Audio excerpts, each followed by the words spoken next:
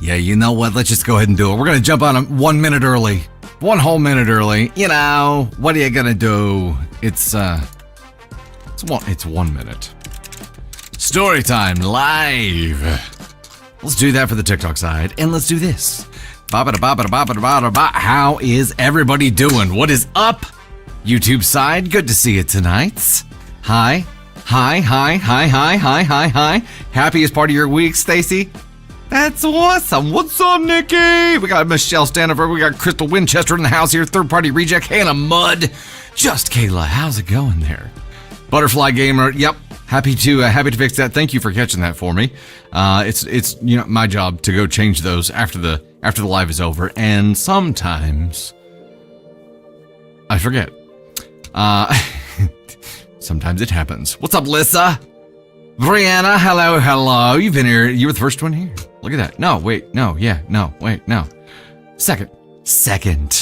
Joshua, Kayla, good to see you in the house here. Chris in here as well. Katharina, Aaron, Booberry, H2H, H2 Hamblin, Nicole Merrill, Teelko, Lisa. How is everybody doing? Joe Sabby, I see you there too. Ragasaur. First time catching live in so long, Chris. Well, I'm glad you're here. Ambrosia. That's a hell of a thing. Little Mama, Terabyte, Just Kayla, Holiday Ram. There's a freaking fly in here. What the hell? Did you see that? You guys saw it, right? Holiday Ram, you're going to send a gift that covers the chat? That covers your chat. Sweet. Let's do it. Cupcakes and also key lime cake, Aaron? Yeah. Katie Nees just renewed? Hell yeah. In the Gosh Second Thunder crew once again. Hell yeah. I like how it posts like you're brand new every time that you renew. And, I'm going to welcome you every time.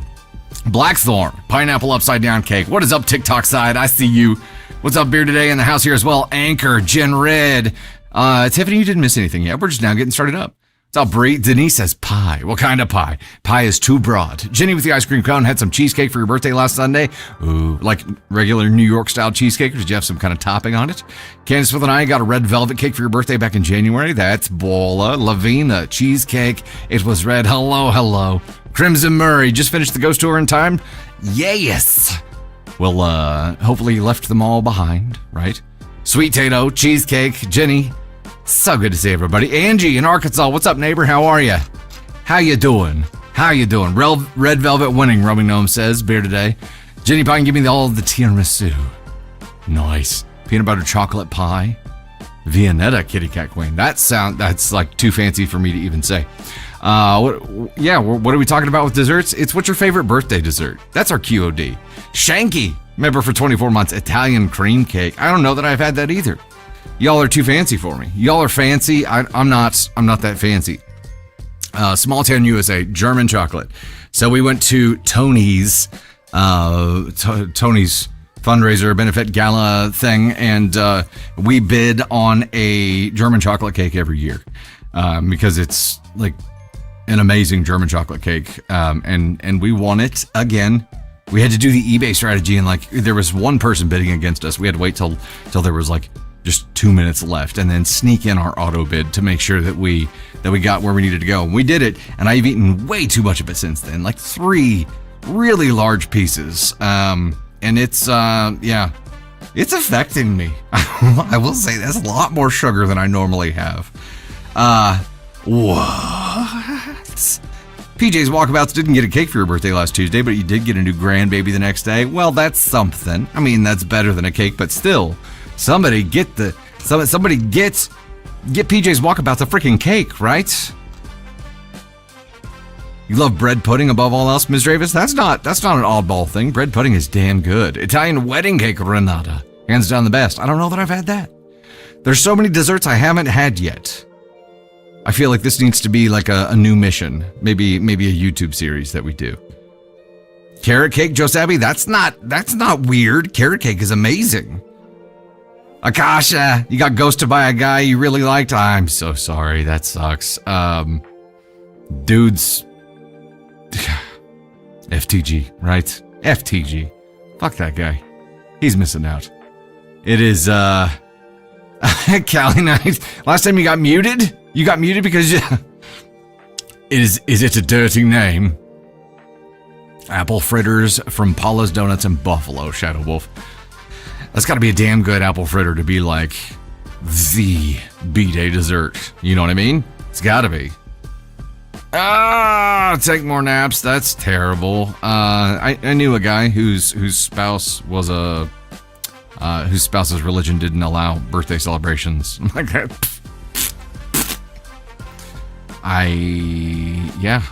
that would be very, very difficult. Cali night. Yeah. Well, that explains it.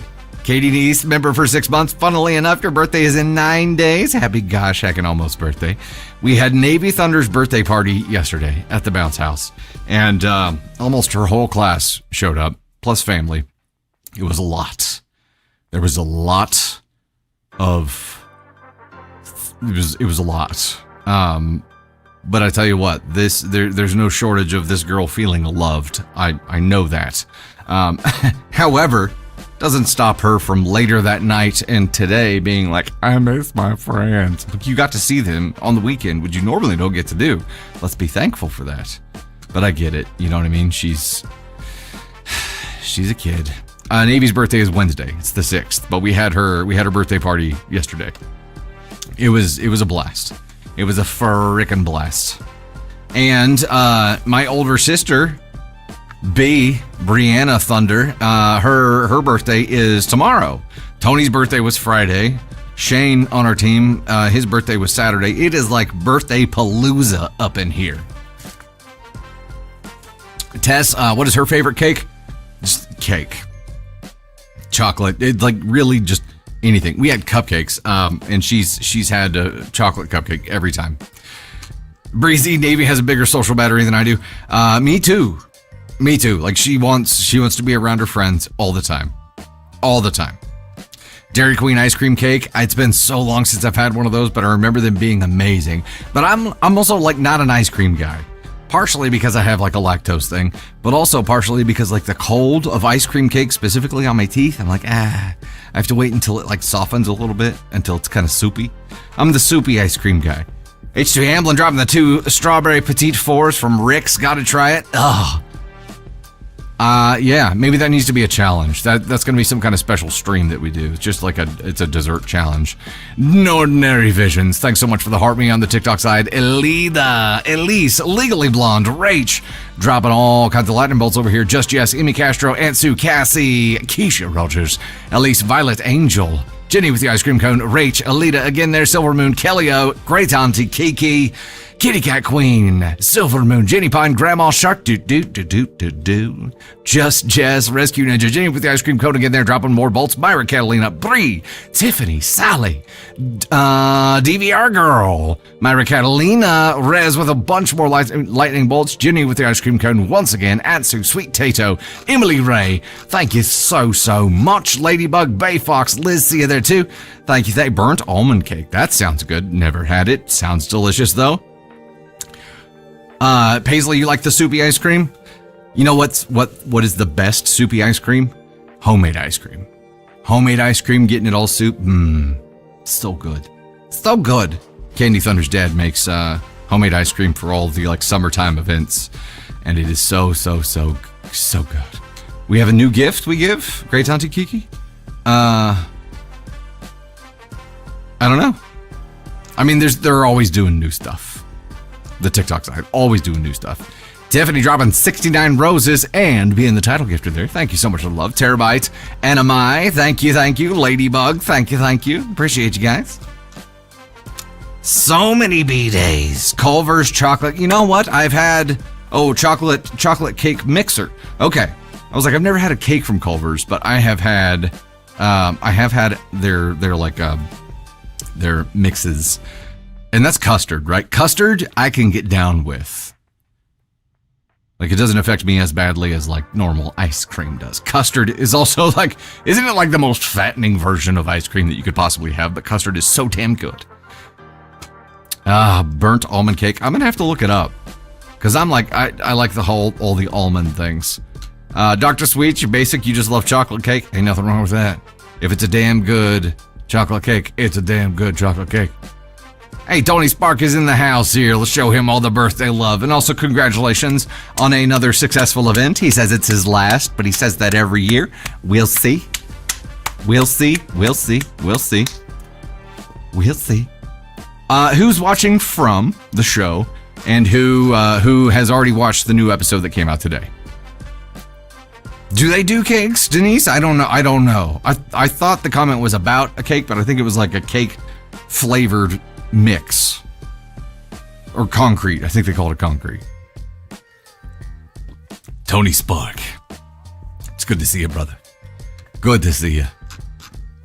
We had mine and Candy Thunder's social batteries depleted quickly this weekend because we had the Navy's birthday party and immediately afterward had Tony Spark's event. We're not really people-y people, you know what I mean? We're like, we would, our most social thing that we would love to do is like be in our house. Concrete mixer. Yeah. Emily Ray says, am I alone? I am actually not alone tonight. We don't have Candy Thunder.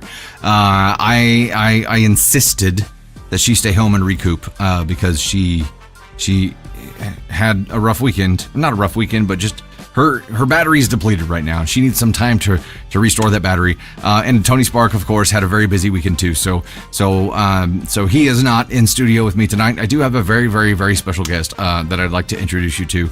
And let's just go ahead and let him say hi. This is Stan. Say hello, Stan. Hey, how's everybody doing tonight here? I'm going to give some feedback on the story. I'm going to do the best I can. I ain't going to do very good, though. Something's wrong with my eyes. I got some kind of weird goopy thing going on there. But, happy to be here. Happy to be here. Well, thank you, Stan. We greatly appreciate you stepping up for, and riding in the passenger seat with me here. I don't expect you to give a lot of feedback tonight, but I do appreciate you being here. Oh, yeah, sure. I'm not going to have a lot to say, but I will say a little bit there. We don't, Stan's here. Stan is here. Stan's here, in the passenger seat. I don't expect Stan to say a lot. But he's here for, moral support more than anything. Yeah. Yep. Optiverts are extroverted introverts. Optiverts, yeah. I was kind of thinking I was an omnivert. Isn't that a thing? You're both, right? It looks like Mario gave up on life. He seems like a cool dude, though, Breezy. So the funny part is, this is Stan Stormley. And Stan has been a member of our team for a long time. But over the past couple of months, really since we moved into this studio, Stan has taken to hiding in random places to try to scare people, and has done a pretty good job so far. Lived in the sound booth for a while. He was in the sound booth for several streams. I don't know if you guys ever saw him, but he was right back there. If the ghost comes and makes Stan move, you're gone, Alita. I mean, as long as I catch it on stream, it's fine. Okay, ladies and gentlemen, let's get rocking and rolling here, shall we? Welcome to the Gosh Heckin' stream on today, the 3rd of May. It's gonna be May. We're here. It is May. It is officially May. It is officially, we're knee deep in severe weather season. I hope everybody's been safe and is continuing to take this crappy weather seriously and have a plan and just be safe. That's it. Just be safe. Coming up, we have stories about OP handles lunch plans and keeps the discounts to themselves. Can you mess up if you're quoting Woody from Toy Story?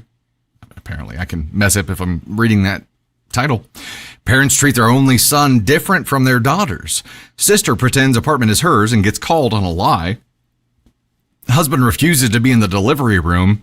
Oh boy. Boyfriend finds his own place while actively looking for a place with his partner. Sunday cake story. What? We have a cake story? And of course, Petty Revenge Pizza Edition. I feel like Stan's probably going to give feedback on the pizza Petty Revenge story, if nothing else. We'll see what happens there. Nerd Dad dropping the 5 on the YouTube side says, just want to say thanks for the entertainment and distraction on the bad days like today. Thank you, Dusty and crew. Thank you so much. Thank you. And likewise, this is this is like a respite and and kind of a getaway for us on the hard days too. So thank you guys for being here for us. Kira, member for 21 months. It's the only membership you have on any platforms. So honored to be a part of the Thunder fam. Hey, love hearing that. And we hear that from a lot of people. We're like the Misfit Island. And that is the coolest thing we could ever do.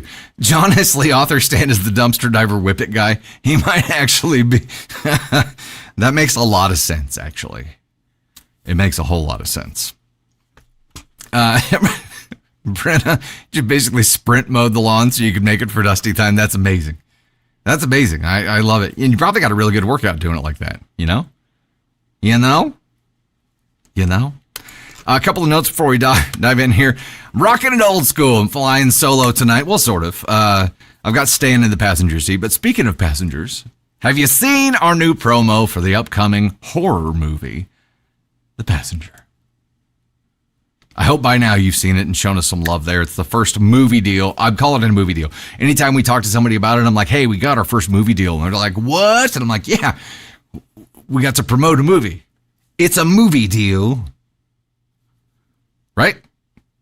I feel like I should be allowed to say that. We look forward to doing a lot more of those. Some people feel like I've ruined the trust that I built with them with the jump scare, and I completely understand that, and I deserve that. Darkest Mercy, yeah, I'm sorry. I mean, I had to though. It's like it's part of the vibe for the whole movie here.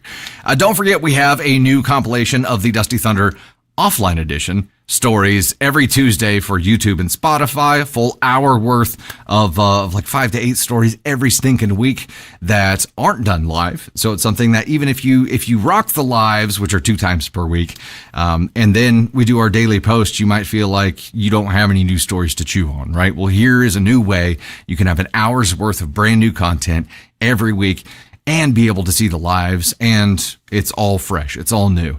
VIP lives this month. TikTok, you're going to be the 14th of May, which is next Thursday, not this coming Thursday, but next 14th of May at 9 p.m. Central. YouTube, we're going to be the 28th of May at 9 p.m. Central. So kind of the normal stagger that we have had.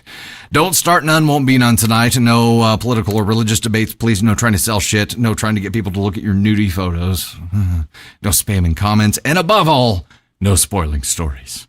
With that, get out your gosh heckin' brooms.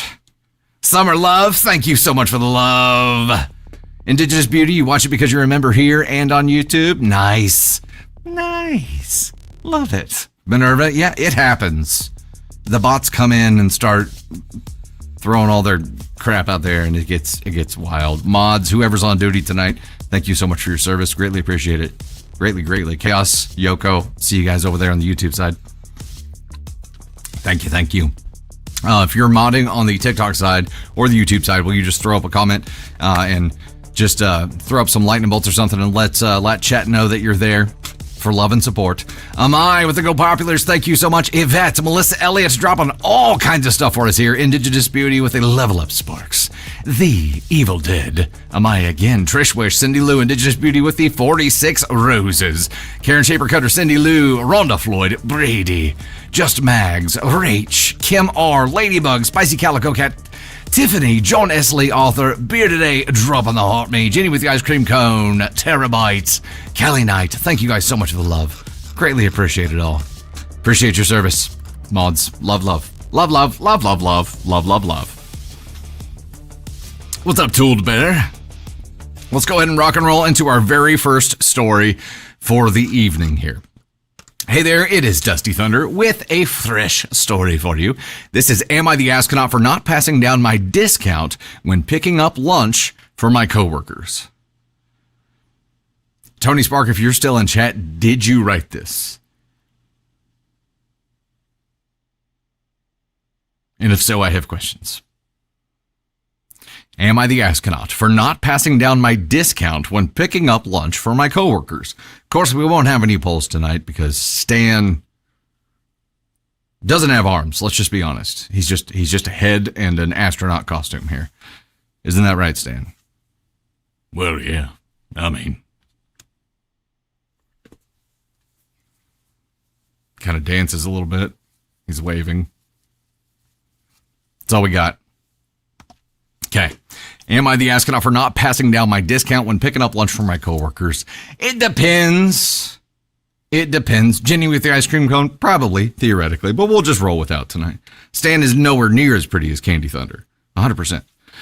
All right, let's dive in and see how bad this is. There's probably a line. My team at work usually coordinates getting lunch together at work 1 day per week. I put it on my card, but then everyone pays for their own meal by giving me cash, Venmo, etc. Most of the places we get food are usually around $15 to $20 a person. I am always the one who drives to pick it up and can use a discount I have at most places we eat, usually 10% off. I don't pass this discount on to my coworkers, and once they found out I was using my discount, some of them started arguing that I've been profiting off of our team lunches. But I feel like it's too tedious to do the math on everyone's individual order for what would be a $1 to $2 off. Plus, I'm taking on the burden of going to pick it up and using my vehicle and my gas. If I didn't go pick up the food, our team would probably never get takeout. There's only a couple places within walking distance of our office, so I feel like to a degree, there's also a service in getting takeout and them not having to pay for something like Uber Eats or DoorDash. Am I the astronaut? You're talking about like a $1 to $2 difference per person here? Top comment, NTA, stop going. Just stop. They don't appreciate what you're doing. From now on, they can buy their own food. Let them spend their own time and money. They can also opt to brown bag it. If there are a few people who are reasonable and you are still willing, continue doing the fetching. When the sourpusses complain, tell them no because they complained before. Don't give in to them just to be a good guy. They had their chance and they blew it. This is fair. This is fair. The title was, Am I the astronaut for not passing down my discount when picking up lunch from my coworkers? So OP is the runner, is the gopher, and goes and picks up the meal, but has like a 10% discount, and is so they're going with like the cost of their meal. But look, if you're ballparking it here, there's tax included. Like your 10%, your $1 to $2 per person here might be covering your gas to and from wherever it is you're picking up from, but they're not like paying for your gas. You're not having like a vehicle stipend here. You know what I mean? Like they essentially want the service of you going to get this food and bring it back for them for 100% free. And I guess here's the question. Okay, would you be willing to do it? I'm talking to the coworkers here, bitching coworkers. Would you be willing to go get everyone's food order once per week, use your car, your gas, and have zero benefit? Zero. I feel like the only right thing to do here is everyone else, probably once per month, maybe, to buy OP's meal. That makes up for it, right? Even now, like the discount that you're getting, you're not profiting. Yes, Dark Lord, OP's not profiting off of this venture. This is not a side hustle. It's not. Here we go. Jacqueline, the fair thing is they should rotate who picks up the food. That would be fair, but I have a feeling nobody's going to want to do that. Nobody. Callie, it's one thing when it's coffee and I'm going anyways. It's another if I'm going out of my way to do something. Third party reject. Yeah, explain DoorDash and Uber Eats to them. And OP mentions this. And they're not having to pay something like Uber Eats or DoorDash. Okay, in which case they would probably be paying what? 50% more just for the food alone, and then they have a delivery fee on top of it, right? They would be paying a hell of a lot more. They have a damn good deal right now, and they're bitching about it. So either they can go start picking it up, and they probably don't have a discount, so it's not going to do them any good. They're going to be paying the exact same that they were, except they're going to be having to use in their own time. We didn't even talk about time here. Their own time. That's the biggest part of this for me. Tony Spark runs and gets the team lunch a lot. We always go places like downtown, so it's like 4 blocks away. But Tony does that a lot for us. We also buy Tony's food a lot. But the reason it's so valuable for me and worth a premium is that I don't have to spend the time that I could be spending knocking out tasks for clients or creating content, running and going, picking something up and coming back. I can be productive during that time instead. The time is valuable. So what they're saying about OP is that OP's time isn't worth anything. Their time is more valuable than OP's time. Dr. Sweets, member for 26 months on the YouTube side, says, geez, OP, how'd you get that 1968 Mustang convertible? But I'm not giving you my discount, sucker. OP's pulling up in a freaking Lambo tomorrow. Been saving up that $1 profit per person per week for years. They bought 1 tank of gas for this.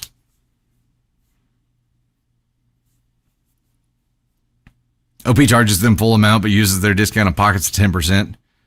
Sounds fair to me. But you're talking about like $1 to $2 per person. Probably not factoring in like tax or anything. So maybe OP like it pays like a couple bucks less, but also OP is paying and then they are sending OP money.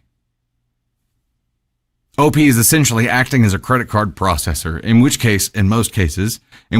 every case, there would be a 3% fee automatically, right? So,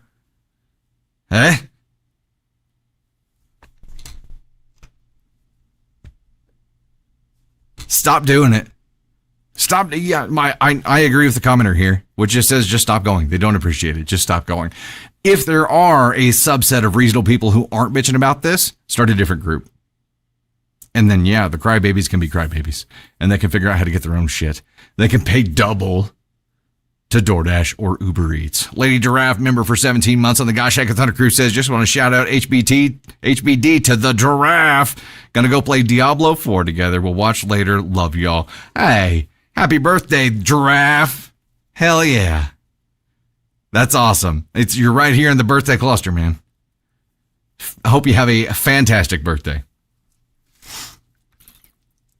Brendan, nickel and dime them and watch them owe more. Probably. Mercy, thanks for being in with us. Much love. Have a great night. Get some respite. Stacy, plus they need to take into account OP could get into an accident. Their time is important and valuable. Okay.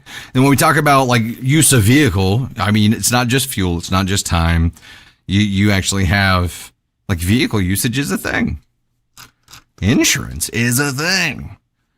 So no, OP, you're not the astronaut for not passing down your meager discount when picking up lunch for your coworkers. You work with a bunch of assholes. NTA for you, though. NTA. Victoria making a baby blanket right now? That's awesome. What? Tell me more about the blanket. Is it a pattern? Is it a name? PJ's Walkabouts. One question you have is OP having to do the food run while clocked out? We don't know that. I'm going to go out on a limb and say no. I'm assuming, I'm making an assumption here, but I'm assuming that OP is still clocked in. So they're still being compensated by the company to go make this food run. That doesn't matter though, because OP would be clocked in either way, would just be in the office or utilizing their own fuel and vehicle and blah, blah, blah. Liability wise, that could make a difference though. Yeah, it definitely could. Nikki, enjoy it. Caw. Crows have eyes. Don't you dare look them in them. No ordinary visions. If he was charging them for the lunch plus gas, I would have questions. But NTA. Agreed. If there was some kind of surcharge already baked in. But this is more of a, like, OP not wanting to take the time to go through and do the minutia math. And if you make OP go through and spend more time to get the exact figures that are included with the discounts, then OP spent more time and you're going to owe OP more. Bleh.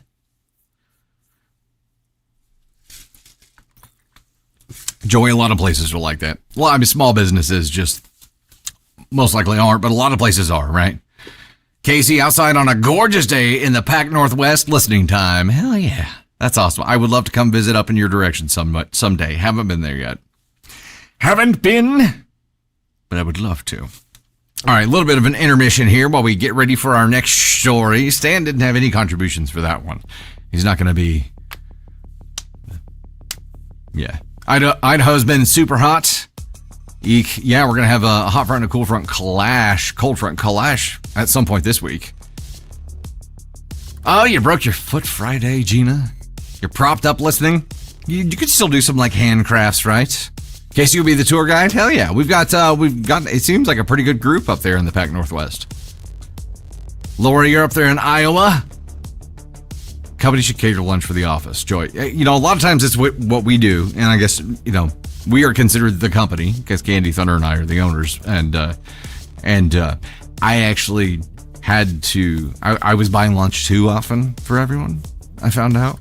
So I had to slow it down, had to pace myself, and had, you know, not every day, but like once per week, I can buy lunch for the team. Olivia, it's 90 in Washington. Wow. That is warm for your area, right? It is 80 something for us right now, which is much better than it was yesterday. It got cool. It got cool. Dang, that is unseasonably warm. Booberry, yeah. How did they find out about the discount? I know, Teresa. Doing a paper?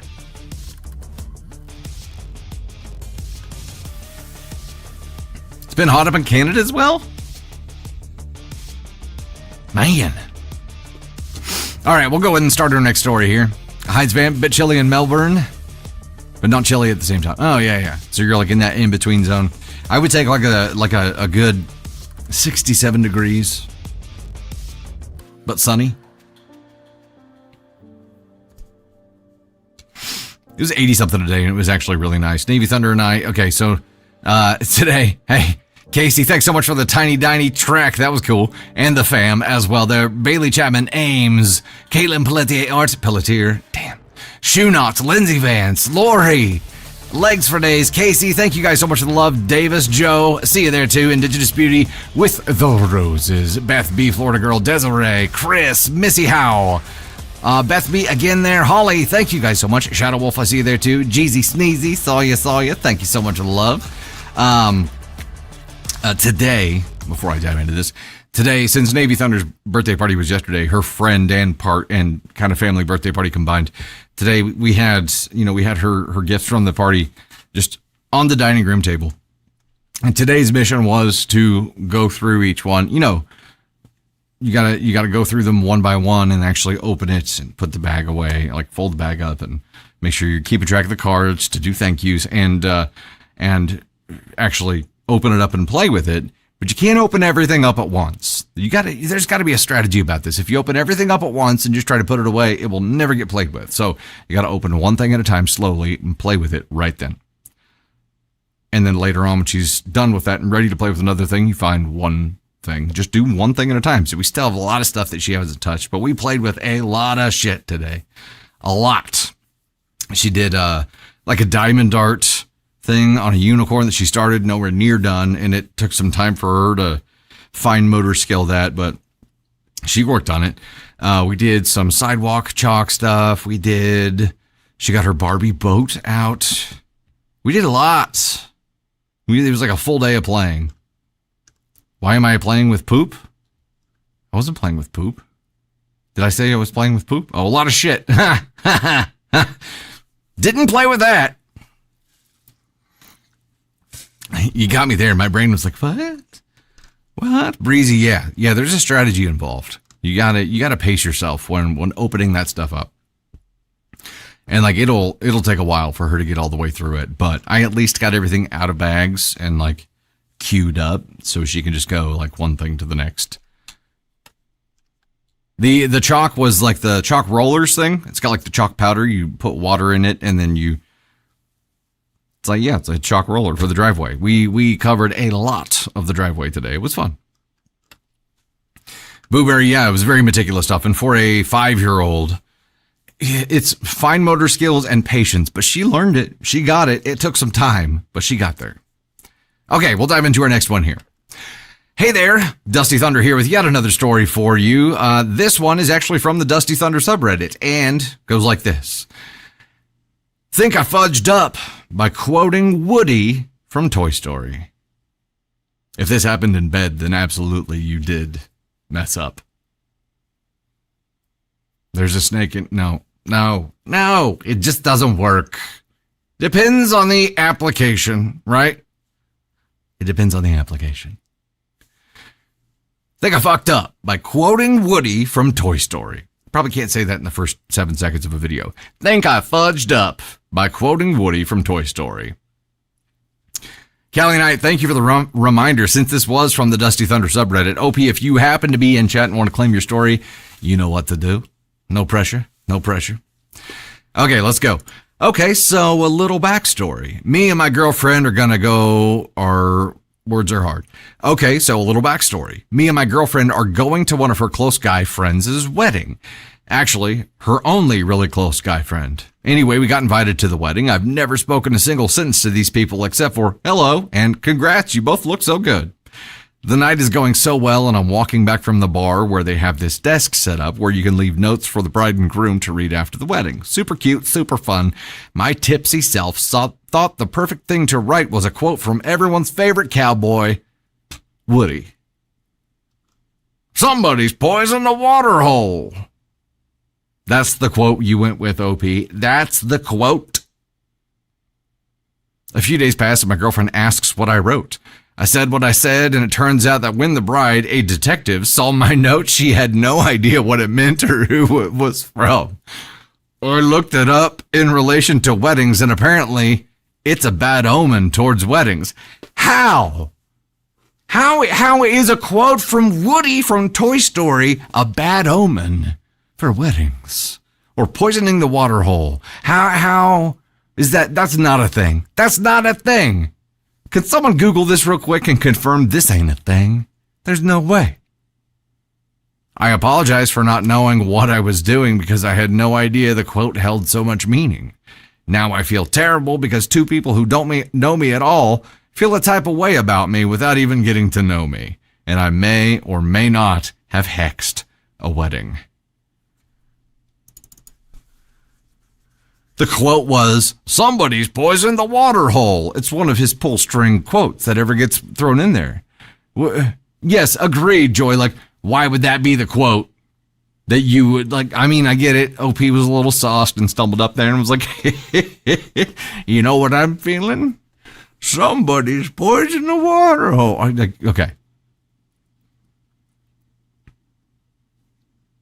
That would have been the Buzz Lightyear, Candace, to infinity and beyond.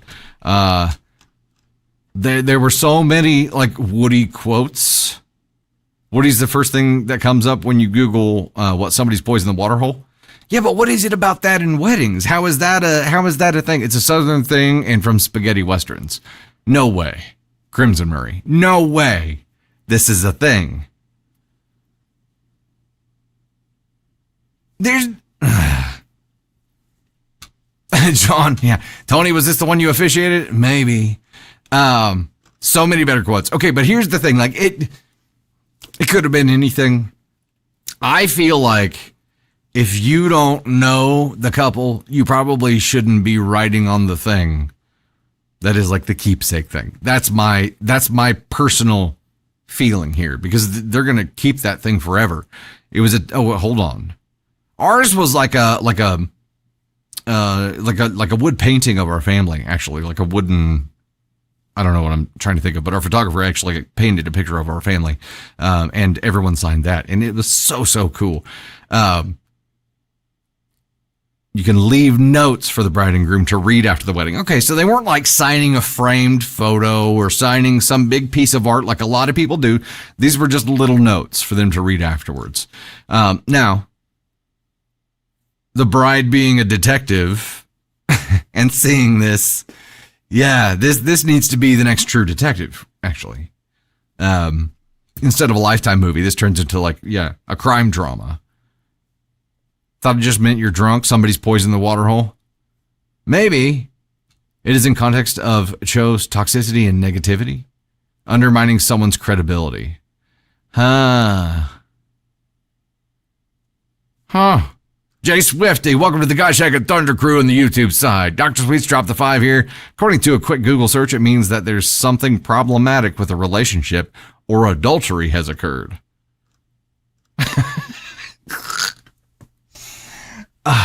What? What? Yeah. What? Even Stan doesn't get it.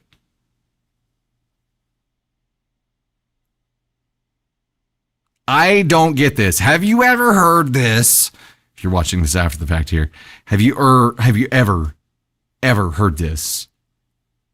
And more importantly for me, if you're like a +1 or like somebody's partner that's coming to a wedding, would you write a note or would you write on the thing? I wouldn't. I'd be like, yeah, that's for people who are like close to them.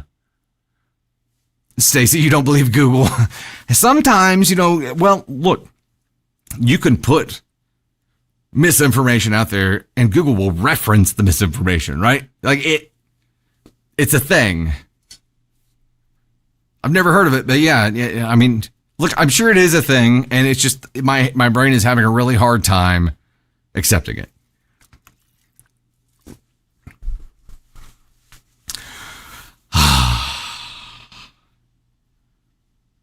Never heard the quote about Toy Story? Yeah, it's one of the phrases he says with the pull string. It's there's a snake on my boots. Somebody's poisoned the water hole. What else does he say? Ride like the wind, bullseye. There's that. But yeah, Aaron, why is it being taken so seriously? Only because reach for the sky. Yes. Howdy, partner. Yep. If the boot fits. Yep. Caitlin, found us on Spotify. That's your new favorite way for recaps. Hell yeah. We do the Tuesday offline compilations there as well. There's a snake on my boot. Would have been a decent one. Serious situation or danger. Yeah, I mean, look, I feel like the mess up for OP here was leaving a note for a couple that you don't know. Leaving a drunk note for a couple you don't know. That's supposed to be like a heartfelt, meaningful thing. You know what I mean? Mama Jewel, listen on Spotify as well? Hell yeah. I'm glad you're here. So, let's talk about this for a second. Man, it seems like such an inconsequential thing that didn't mean anything. At least OP didn't mean it. I'm looking more at, you didn't mess up by quoting what you did, but the first mess up for me was leaving a note for people that you don't really know. So I refuse to put OP at AskCon 2, even though that's where technically OP should be. Definitely shouldn't have done this. Definitely just shouldn't have written the note, but also shouldn't have written a quote from Woody. Shouldn't have drunkenly done it. Like, I don't care what you're quoting. You've got no place leaving a note because you don't really know these people, right? So just don't. Just don't. Just don't. Just don't. Just don't. I mean, put yourself in the bride's shoes here. Stan votes for the black hole. He's just, that's because he's a diva and wants to see himself on screen. It's the whole astronaut sequence. He's more of a diva than Tony Spark, and that's saying something here. Yeah, Bay Fox, that's what I was thinking at the very beginning. The whole snake in my boot thing and the very, could be modified slightly and be a very ornery thing to write. But I think the screw up here was just writing a message in the first place. But OP was, sauced. I'm just trying to put myself in the bride's position here, and you're reading these heartfelt messages, and then you stumble upon that, and you're like, what the? Yeah, she's a detective. It starts to feel like a clue. So I'm at AskCon 2. Let me know what you guys are at here. In the meantime, get a little bit of an interlude. Not as a +1. Yeah, that's what I'm saying, Violet. Yeah, just don't do that. Brianni, Jamie, Smoots. Hey, buddy. How's it going? Michael Ayers dropping the lightning bolts there. Lovely rainy day. Dan. CF Pelletier author. I probably screwed it up still. Indigenous Beauty, Jeezy Sneezy, Shadow Wolf, Michael Ayers, Trisha G, Casey Cat. Casey Cat? I don't know where I saw Cat. Casey K. Bailey Chapman in the house there as well. Jamie, thank you so much. Candace with an eye went to a wedding where everybody put signed postcards in a suitcase for the couple to read. That's cool.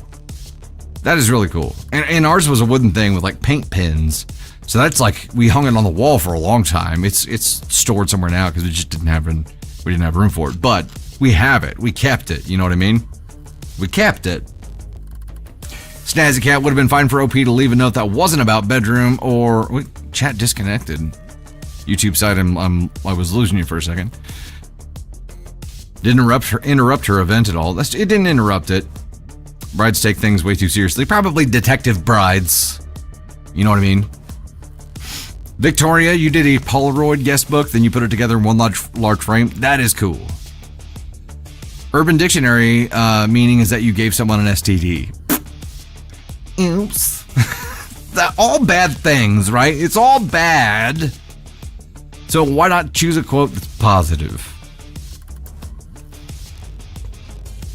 Something to laugh at, Helen. And I'm sure that is what OP was thinking, but I don't know. I wouldn't have written in the book if I'm a +1 there. I would have been like, yeah, that's weird. They don't know me. So my message would have been like, you don't know me, but congratulations. You two are beautiful. Go make babies. Have a happy family. You know what I mean, Stan? Yeah? Some help you are.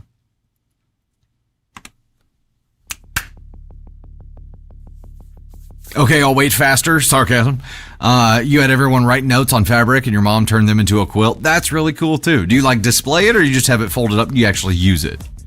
Caitlin, he's creepy. He is creepy. He scares people. He hides places and Stan would write do better. Goodness. Renew, thanks so much. You digging the shirt? I pulled out the short sleeve button up because it was nice today. It was like it got to 80 degrees. I'm wearing shorts. I'm not going to show you my legs, but I'm wearing shorts. Trust me. I am wearing pants. I mean, not pants, shorts, but I have bottoms on. Dr. Sweet, you would laugh really hard if they left that message at a dry wedding. Yeah, that would have been good. John, not a cargo shorts guy. I mean, I have a couple. They're not full-blown cargos, but they have like one hidden pocket. It's more like like a tactical kind of vibe. Okay, let's dive into our next story here. Oh, we have a spicier story, one chili pepper. So, we'll go ahead and introduce this as a spicy story here. Am I the astronaut for asking my mom why a girl wanting a sister is fine, but a boy wanting a brother makes him a psychopath? Interesting. Am I the astronaut for asking my mom why a girl wanting a sister is fine, but a boy wanting a brother makes him a psychopath? Not seeing how this is going to go spicy route, but it apparently escalates. Let's dive in.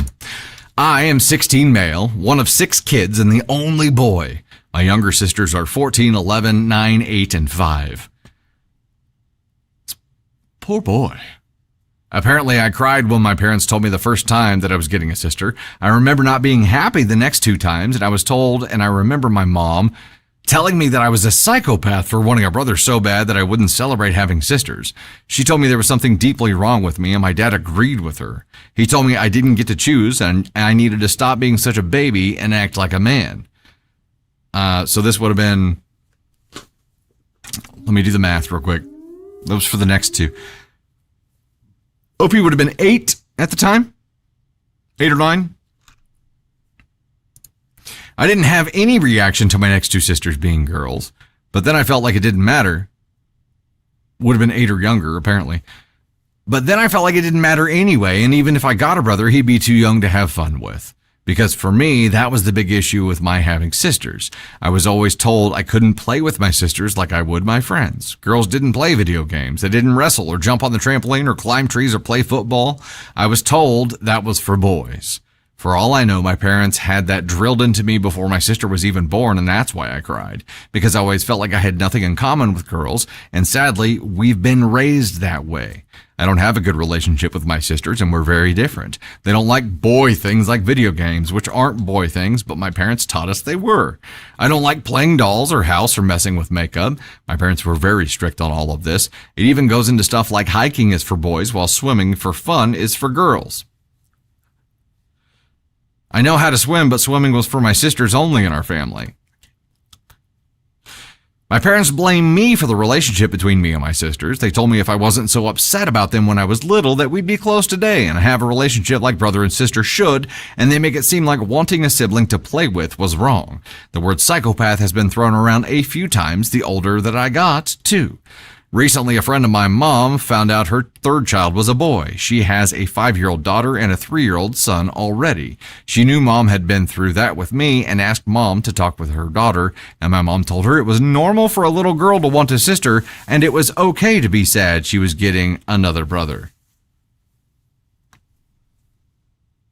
Did they just hate you? Well, my red flags didn't even go off there. Here. I need them again. I need the red flags. Show me the red flags.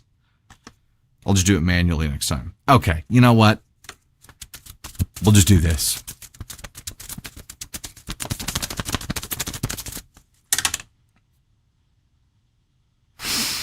She was really sweet and even told her friend it would be okay. I was shocked. It bothered me enough that when her friend and the kids left, I asked my mom why a girl wanting a sister is fine, but a boy wanting a brother makes him a psychopath.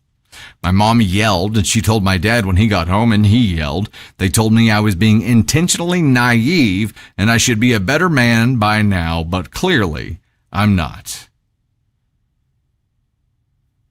Am I the astronaut? Let's talk for a second, then I'll get into top comment and Opie's response and more comments here. These parents do suck. Sandra's YouTube username. Now, we got to talk about culture for a second here. Or upbringing, because no doubt they were raised in homes that were like this. They were taught this. This is not something that they just one day decided and they were like, you know what, we're going to do it like this. Where boys don't swim and girls don't play video games. That's just not the done thing, mate. They didn't wake up one day and do this. They came from families who taught this as well. So in their culture, they have very strict gender roles here. That sucks to me. But I will say that, like, I was brought up with kind of a view that, like, whenever I was going to ask the boys to come out and throw the football around, I didn't automatically think to ask the girls too. That is something that Candy Thunder helped adjust and throw a flag on for me to see, and her be like, why wouldn't you ask the girls if they want to throw the football as well? And my immediate response was, I just didn't think they'd want to. And she's like, well, you should at least give them the opportunity. Or like teaching the boys man things. Like, at least give the girls an opportunity to learn those things as well. And I would have never thought of that before, probably just because of how I was brought up. And so the gender roles in my mind were a little more separated than they were in hers, which is a learning experience for me. And I appreciated it because it allowed some opportunities that wouldn't have been there otherwise, right? I wish, I wish you could shake these people and talk some sense into them and show them the damage that's being done and kind of highlight the opportunities that do exist there that they're missing out on. But they're really, really firm in this. Firm enough to be like shaking a finger at this boy and saying, clearly you're not the man that you should be by now. You're still a psychopath. You've always been a psychopath. You'll always be a psychopath. You're a fucking failure. That's what they're telling this kid. The amount of damage that they are doing to this young man right now is gross. Just gross. Nerd Dad dropping the 5 parents in 3 years. We just don't understand why he went no contact with us. Yeah. Yes. And Dr. Sweets agreed. They'd say, Why don't we hear from Psychopath anymore? OP does need a hug. Also, you know what? If his sisters were given the opportunity, probably would want to play a fucking video game with you, OP. But at this point, they would believe they're not allowed to. That's some kind of evil thing for them to partake in. Beth, you only had girls, so you learned to hunt, fish, all the boy things. And that's beautiful. That's an awesome thing. Anna Hartman grew up playing Barbies and video games, had an older brother who played Barbie with you. I was the middle child and I had two sisters. I got pulled into a lot of girly things. But I had my G.I. Joes and my Hot Wheels and stuff too, you know. Booberry, you were raised similarly. Now your brother has no idea why you haven't done nearly as many things as he has. You've tried to tell him it's because he's a boy and I wasn't allowed to. It's just a construct that you have to... You don't know to break free from until someone points it out to you, who you trust and listen to and can internalize, right? And these parents haven't hit that yet, but they don't even see the hypocrisy of telling a friend that what their daughter is doing is okay and it will be okay. I wonder what they would tell their friend if it was a boy. Is it just because it's OP and it's their son, or is it because it's boys in general? Like, they really don't like males, is what it feels like. Let's dive into the top comment on OP's response here. Top comment. This isn't even about gender. This is about your parents telling you before your sisters were even born you can't really play with them. Then getting upset at you for crying over not being able to connect with them, and then for not connecting with them. Your parents are whack. NTA. OP's response, they still bring up 2-year-old me crying when I heard I was going to have a sister. Okay, so OP was 2 then. My mom holds some deep resentment over it too, because she said I ruined her picture perfect moment and embarrassed her and stuff like that. A fucking 2-year-old mom? So this is either like, I dislike you because you're male, or my expectations of males are unreachable. You know what I mean? She was disappointed in a 2-year-old boy for crying. Doesn't matter what it's about. A 2-year-old is going to cry over the sky not having pretty clouds that day. Like, and what kind of piece of shit puts that on a 2-year-old and saying you ruined my picture perfect moment?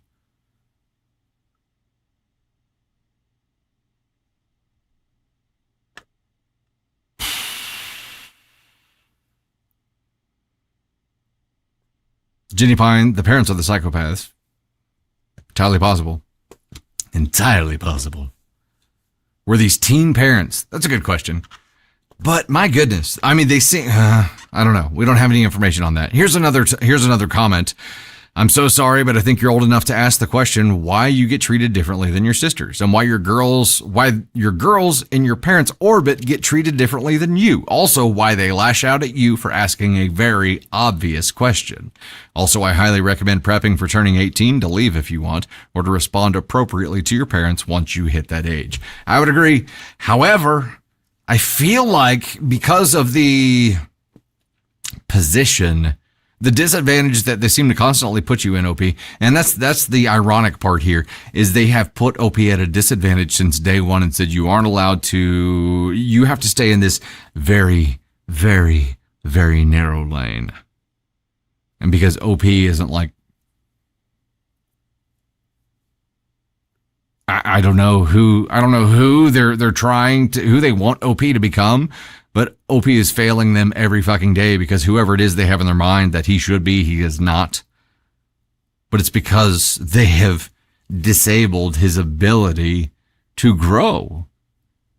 They have sabotaged your fucking life, OP. These two adults who call themselves your parents were really only your torturers. for your entire life. Unfortunately. The good thing is you are damn close to getting out of there if you're in a position that will allow it. You're 16 right now. Gosh dang, to be going through this at a 16, like such a formative age there are some problems. I would say this, OP, once you get out into the real world, which I hope is possible because you're so disadvantaged now, then they may make it impossible for you to leave. At some point, there's going to be an out. I hope you take it. I hope you shoot your shot when that time happens. And when you get out into the rest of the world where you can create your own story and girls do play video games and that kind of shit, I highly recommend, number one, experiencing the world without the rigid constraints that you were brought up with. And number two, seeing a counselor and really diving into some long-term therapy to address this and slowly work on it because you have so much baggage now. You got a whole train car full of baggage that they have just placed in your hands and loaded you down with, and it's going to take a lot of time to process through. Highly recommend it. How recent is this story? That's a good question. Let me look. Un momento, por favor. 16 hours ago. Fresh. That chick is playing video games right now. His sisters, I feel bad for his sisters too because they aren't allowed to do anything outside of their narrow lane either. But mom and dad are a hell of a lot nicer about it. OP, because OP's a male, is the way that they bring up males. Just, you're a disappointment from day one. You have always been a disappointment. You will always be a disappointment and a psychopath. Is that how they bring up humans? And what do they teach the girls? Like, I feel sorry for every single one of these kids, but most of all you, OP. What was the title? I can't even remember now. Am I the astronaut for asking my mom why a girl wanting a sister is fine, but a boy wanting a brother makes him a psychopath? Now I see why it was spicy, Tater. I got it. NTA for you, OP. Keep in mind, bearing in mind, that mom and dad in this story are the way they are for a reason. They were made the way that they are by other human beings. It doesn't excuse anything, and they're still responsible for their own behavior, and they still receive their own ASCON rating. But I want to keep that filter in mind. They are the way they are for a reason. Someone made them this way. Where would you put mom and dad?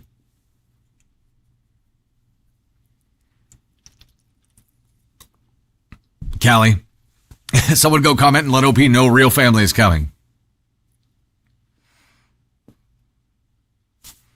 You know what? Let me do this. Under your boot, Megan. Under your boot.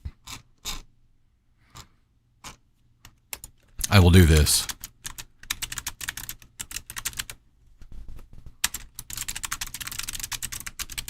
I'm commenting on the post. I said, we write it dawn, video coming soon. That way we at least know. We let OP know. I think it's this. And Stan, you get your moment. Look at this, Stan. Oh my gosh. It's your time to shine, buddy. Look at that. You did good, Stan. You did real good. Gosh dang, Stan. I mean, the form was fantastic in that, don't you think? Thank you. Took 9 takes, but I got it right that time. It's beautiful. I love it when you use it. Yeah. I mean, it's never a good thing when we use it. I don't love it when we use it. That means something really shitty is happening here, but I understand. This is, even though someone made them the way they are still responsible for their own actions, and I put this in black hole territory. This is just unforgivable, terrible human shit. And ASCON 1 is for a terrible human being. Black holes for the worst of the worst. It is the psychopath part of this that tips it from ASCON 1. Sans that in this story, I'm at ASCON 1, most likely. It's shitty. But if you're going to psychopath, like you are trying to do visceral harm. You're trying to belittle a fucking 2-year-old. And then you continue it for 14 more years. Like you just... I can't imagine a child being told they're a psychopath by their parents over and over and over again for 16 years and having a decent shot at adjusting to the real world well. Rebel agreed. They have chosen their behavior. They were made the way they are, but they have chosen their behavior. Zelnaga, does Stan know a retired guy named Buster? Maybe. I'll ask him later. Does he really like to talk about his background? I don't know. I think he went through some shit. He saw some shit in Space Force, and he doesn't really go into it. You know what I mean? I think he goes to a support group to share those kind of experiences. But Lovely Bones, you were othered by your adoptive mom. It sucks. Gosh dang. Why, you know what I mean? Like, that's not adopting. That's filling out a fucking paper. Boo. I'm sorry that so many people have gone through something similar. It is disgusting. And I guess the only silver lining there is if you recognize it, you are much less likely to repeat the cycle. I hope that's correct. Like Dr. Sweets and our therapy professionals in chat here, check me on that. Is that the case? If you recognize that a behavior or a treatment is blasphemous, essentially, are you less likely to repeat it? Are you more likely to break that cycle? Rachel, remind you of your parents. See, that's just, I'm so sorry.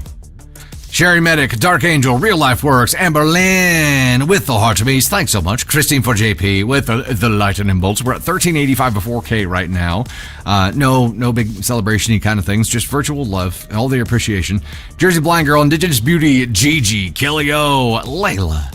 Leela? How do I say this? Leela Faye? Leela. That would be right? Ginny with the ice cream cone. Bailey dropping the Hondo 50 Lightning Bolts. W Candy, Rock Wolf. Crystal, Megan, Emmy. Luke My Way. Crystal again there. Spicy Mama, Irene. Dan, Brianni. Smoots. Thanks so much. Greatly appreciate it. Am I on ACX? I am. Yep, I'm on ACX. You need a narrator? Hey, look at that. Got my cowboy hat on. We need to give that to Stan. I wonder if it would work on Stan. Let me see. Nope, it didn't give Stan a cowboy hat. But the pumpkin carriage did show up, Casey. That was baller. Thanks so much. All right, here we go. We're going to dive into our next story. Hey there, Dusty Thunder here once again with another story for you. This one is, am I the astronaut for kicking everyone out after my sister lied and said my apartment was hers? Unofficial poll. Let's take 1 minute.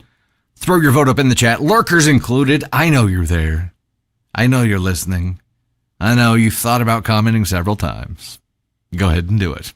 Give us your chat vote for this story. Am I the astronaut for kicking everyone out after my sister lied and said my apartment was hers? I'm at NTA based on title alone as well. Like, if you're gonna lie, don't do it in front of the person who you're stealing credit from, right? If you're gonna lie, Lexi, I'm a lurker, but I've already seen this. And look, Lexi knows as a longtime lurker, I'm guessing, that it's like, don't spoil the story, right? So abstained. I'm so proud. Who said former lurker? You gotta scroll back up. Where did it go? Look at this. Look at all these people. Look at this. Look, I've seen all these folks that I've never seen chime in. I'm glad to see you. Thank you so much for popping in. Bailey Chapman, also with the Flamingo Groove, is amazing. Woodshop Dad, Carolyn, King Herbie, Mama Jewel, AJ, Kitty Cat Queen, LDD, Julie, Lily, Gen Design Store. Yeah, we see you. Amai, Zayna, Jennifer, Kristen, Kenneth, W. Candy, Chiana, Florida Perfect, Mrs. Moonbeams, Ouch Mouse, Deanna, Grammy. You guys are amazing. Appreciate it. Tailco, Holiday Ram. Wait. I need to leave your live? This is my live, I think. Chris, you hate liars in general? Yeah, I don't understand what the purpose is here, but let's dive into it and find out. Let's do. Okay. Am I the astronaut for kicking everyone out after my sister lied and said my apartment was hers? I, 23 female, live alone in a decently nice apartment, and I'm proud of it. My sister, Amelia, 20 female, lives at home, and we've always been very close, so I gave her a key for convenience and emergencies. Since I moved in about 10 months ago, Amelia has been coming over a lot. At first it was nice, but now it's almost daily. I work long hours and value my space and privacy. This has been a little frustrating for a while, but I try to be understanding because I know she really wants to move out too. Over the past 2 to 3 months, Amelia has been obsessed with my apartment and its aesthetic. She constantly comments on how she would decorate differently or suggests that we should move furniture around. I usually just brush it off as jokes. It didn't really start to get weird until I started coming into her in my apartment after letting herself in while I wasn't home. A few times I had noticed she rearranged little things. It bugged me, but I didn't outwardly confront her because it wasn't worth a fight with her. About 2 weeks ago, Amelia and I were at a mutual friend's party and I overheard her talking to someone about her new apartment. And when I walked up, her friend said something like, "It looks nice from the pictures," which made me think she was showing people my place and telling them it's hers. A few days later, I came home early from work and she was on my couch with a girl I've never met. Amelia looked obviously shocked and left quickly to go shopping. It happened again a few days later with our 2 cousins instead, but she didn't seem to care that I came home this time. I texted her later and asked her to ask me before inviting anyone over to my apartment. All she said was, "K." Ooh. K is the middle finger of shorthand text. Also, the quickest way to piss Candy Thunder off, if I ever was to choose to intentionally, which I wouldn't, but if I did ever reach fuck it mode, K is the nuke button. After that, I assumed all was well. She was still over a lot, but she was acting oddly nice.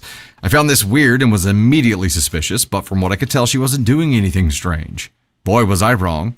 Last night, I came home after a 12-hour shift, and she was there again, but this time with 5 friends playing a drinking game in my living room. I was exhausted and livid.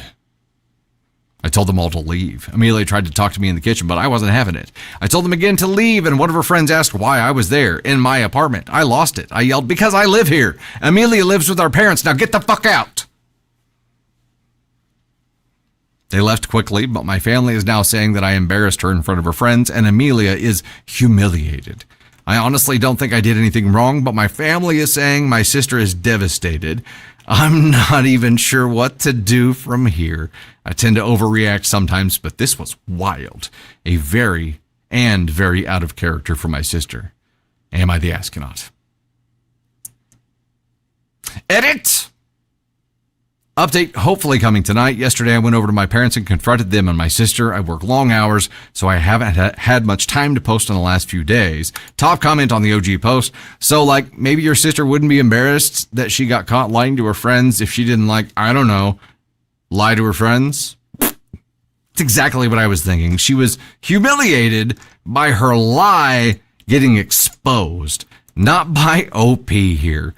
This was 3 days ago. OP had said, update hopefully coming soon, but I don't have one.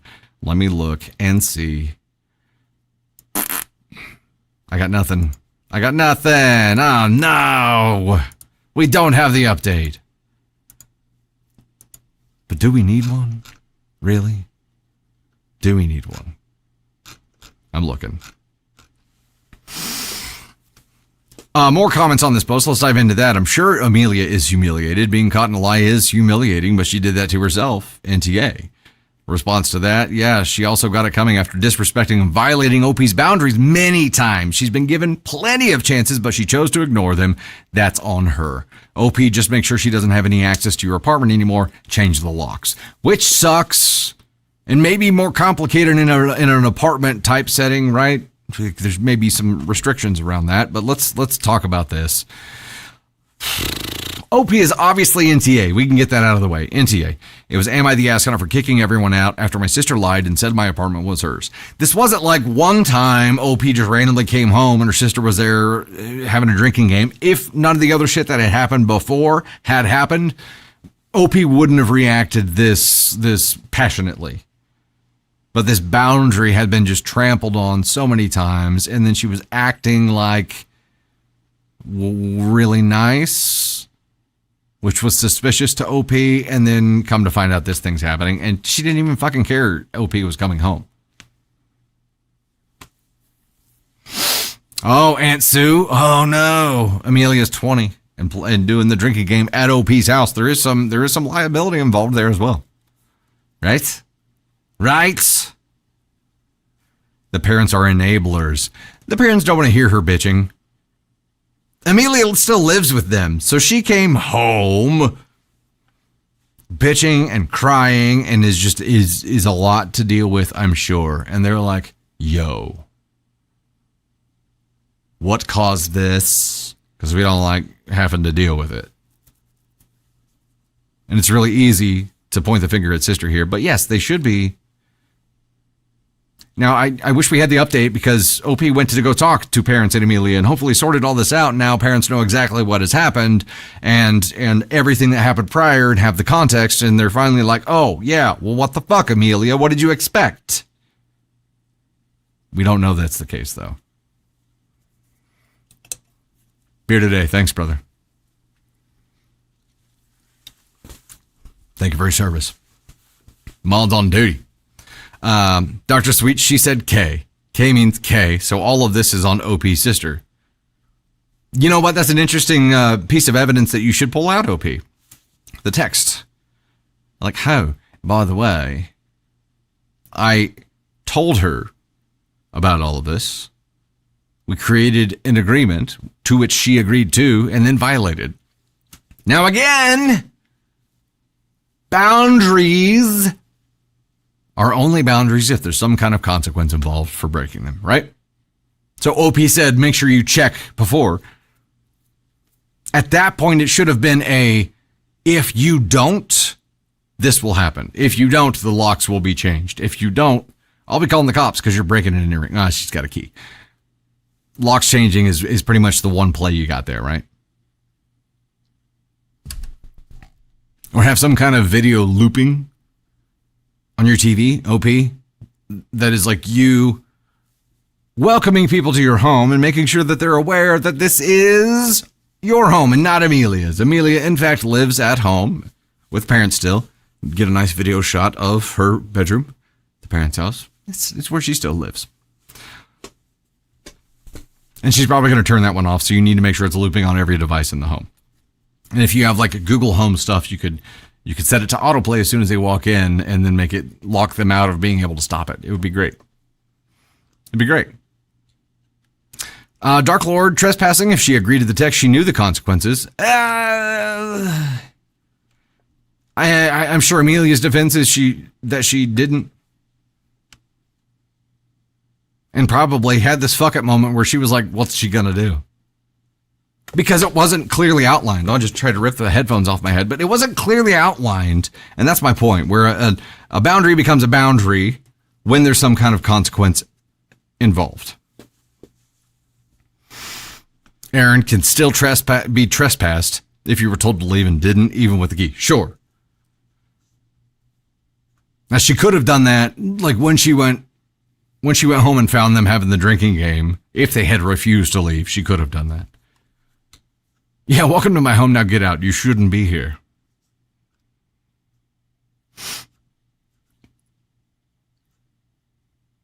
Vapor Talon. You know what I almost said? I almost said Vaportolon. Like it was some kind of French name or something. Vapor talent. Feel like it's not hard to just be in the sister's position and just listen to boundaries. Well, sure, if that had happened, we wouldn't have a story here. Like there wouldn't be a problem. But I mean, I get it. You can definitely, it's not hard to tap into Amelia's motivators here, right? She craves the independence and success that her sister has. Wanted it so badly she had to pretend like it was hers. To an uncontrollable level.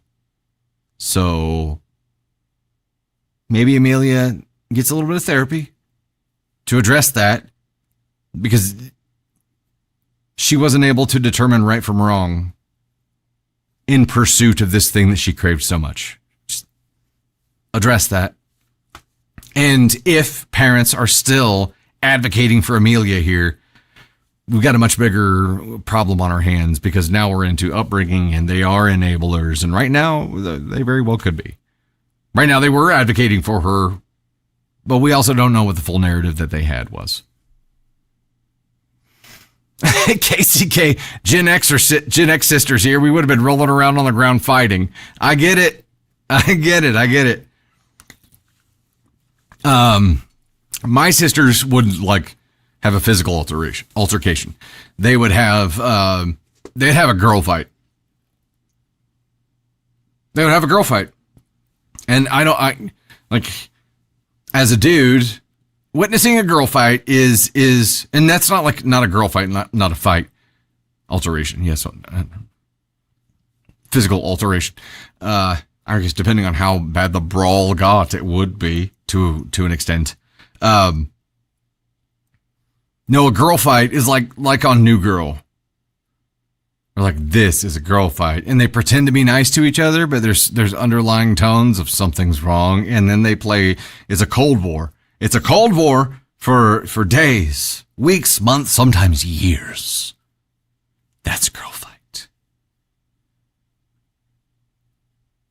And in contrast, in this episode of New Girl, a dude fight is they just punch each other in the nuts and they say, "We good?" That's it. Bear today, I gotta find your comment here. Where did it go now? Physical alliteration. Easy turbo. Kira, my sister be dragging me and my friends out by my hair. I feel like saying get the fuck out is perfectly acceptable. Ms. Dravis, member for 20 months. A vague disclaimer is nobody's friend. Same with vague boundaries. That was something I had to learn about boundaries the hard way. And learn it in therapy.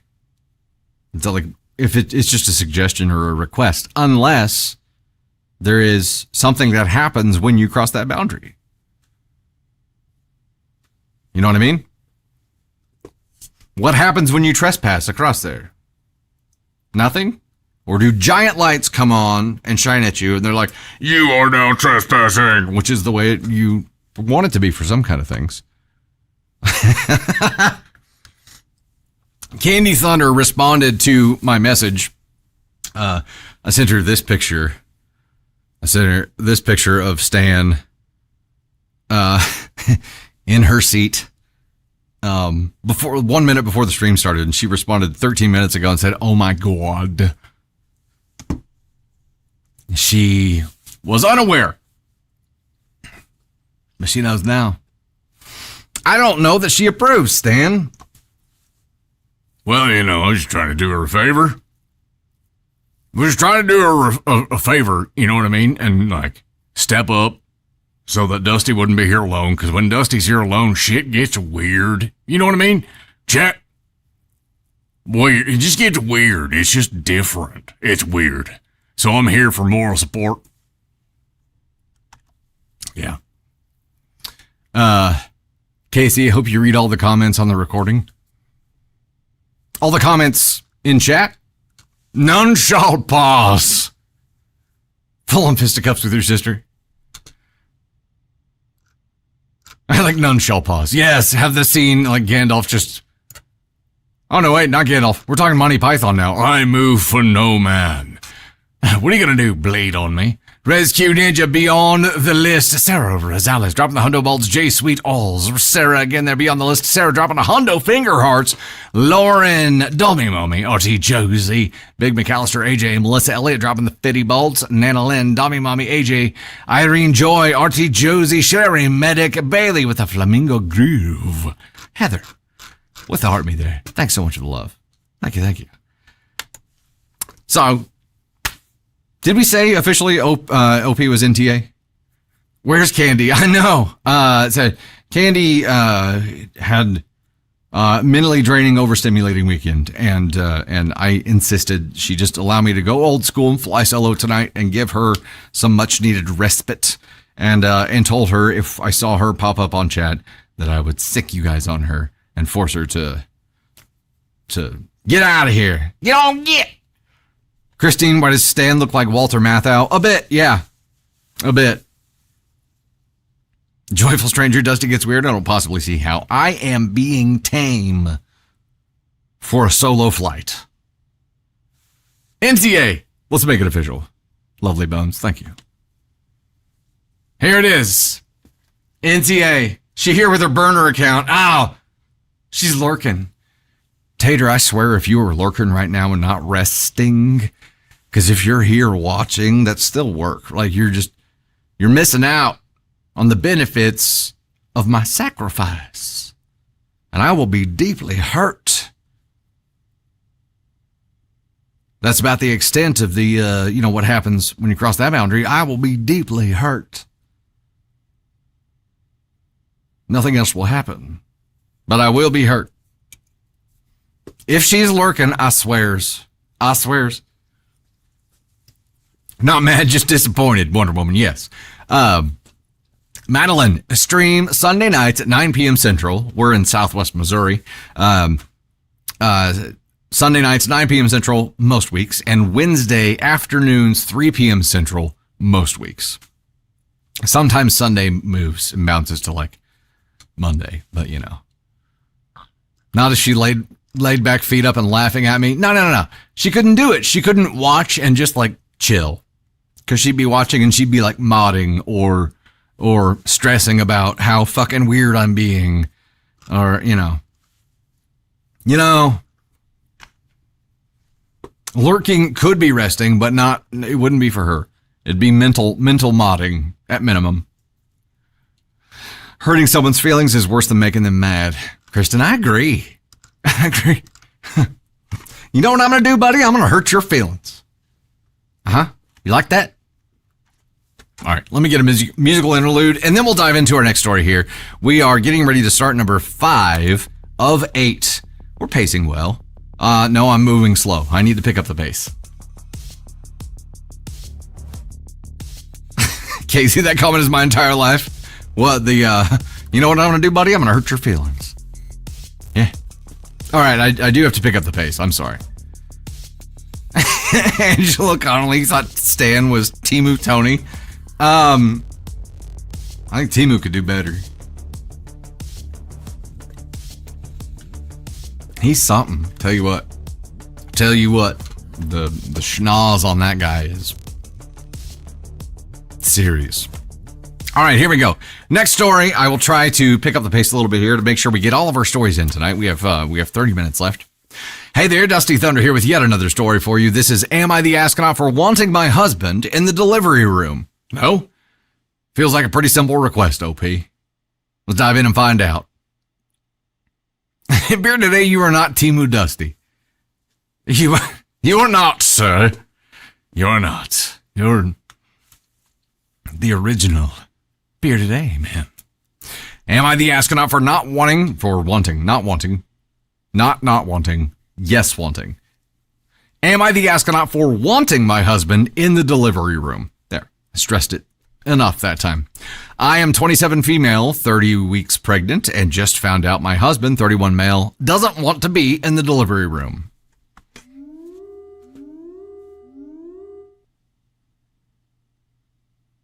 disappointed in you, boy. You aren't the man you should be by now. Psychopath. I'm kidding. Just throwing back to another story.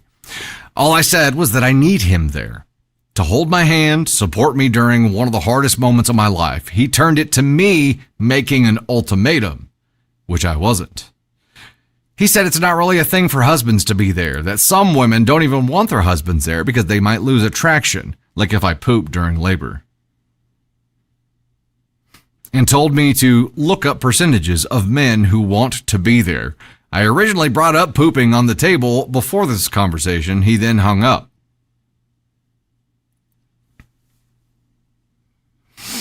We'll talk. I'm trying to hold everything in until the end. It's starting to creep up my throat, but I'm trying to shove it down till the end. It honestly felt so dismissive. He wouldn't even give me actual reasons why. It's like he just couldn't be bothered. Now I feel hurt and like I'm starting to lose respect for him. It feels like he doesn't want to be there for the hard part, just the baby at the end. Am I overreacting, or is this as big of a deal as it feels? Am I forcing him out of his comfort zone and not appreciating it? Edit, we're from or in Canada. Okay, hold up. Let's talk about this for a second because I have thoughts. There is an edit, but I have thoughts first. Yes, Dark Lord, let's go ahead and do this. This guy sucks. Like, just does. This guy sucks. I know this is a thing. I know some guys think this way, and look, fucking get over it. Fucking get over it. If the hardest thing you have to do during labor is watch your wife do the hardest thing about labor, get over it. Yeah, you know what? She might shit. She might poop. That's a risk involved with pushing a baby out of your body. And if you pushed a baby out of your body, you'd poop too, motherfucker. You know what's funny and ironic about this? Is like, he shit the bed here. And she's got the ick. It's the self-fulfilling reverse Uno of prophecies here. He was afraid to get the ick because he might have to watch her poop or watch her butt turn inside out or something. Like, there's a baby coming out. Shit can happen. And she's the one who ended up getting the ick because he shit the bed.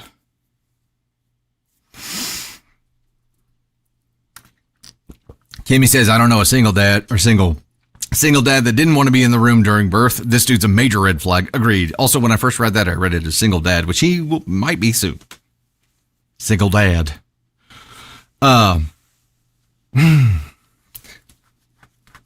Should you be so lucky to be the person of the woman who is in there giving birth?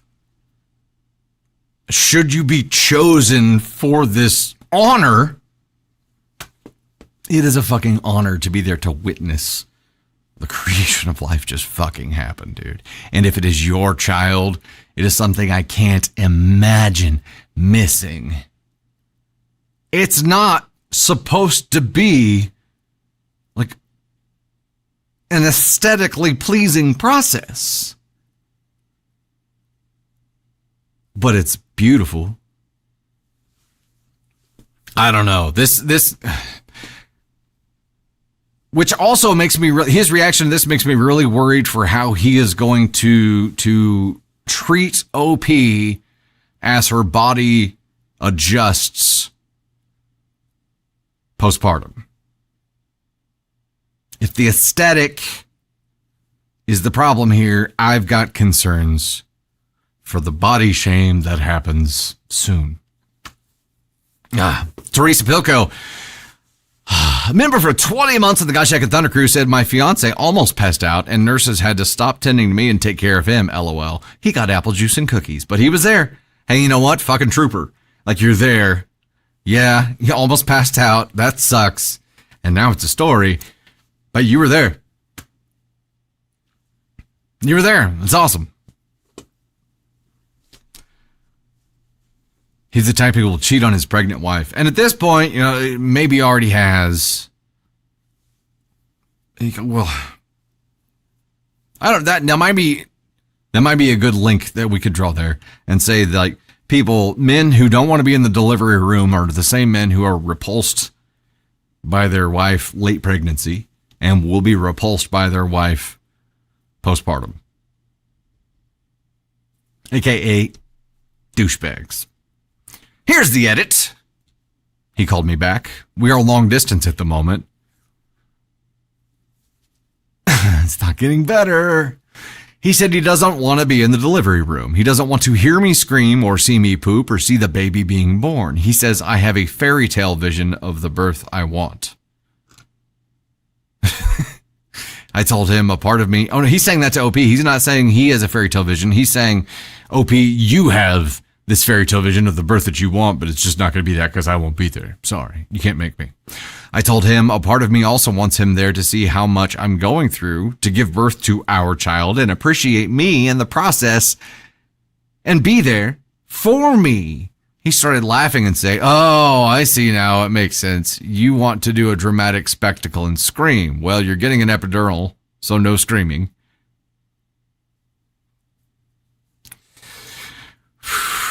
He said that if I need him there, he will because he loves me. Now, after reading all these comments, I don't want him there anymore. Hold up. After being the most demeaning asshole he could possibly be, he was like, well, look, if you need me there, I'll be there.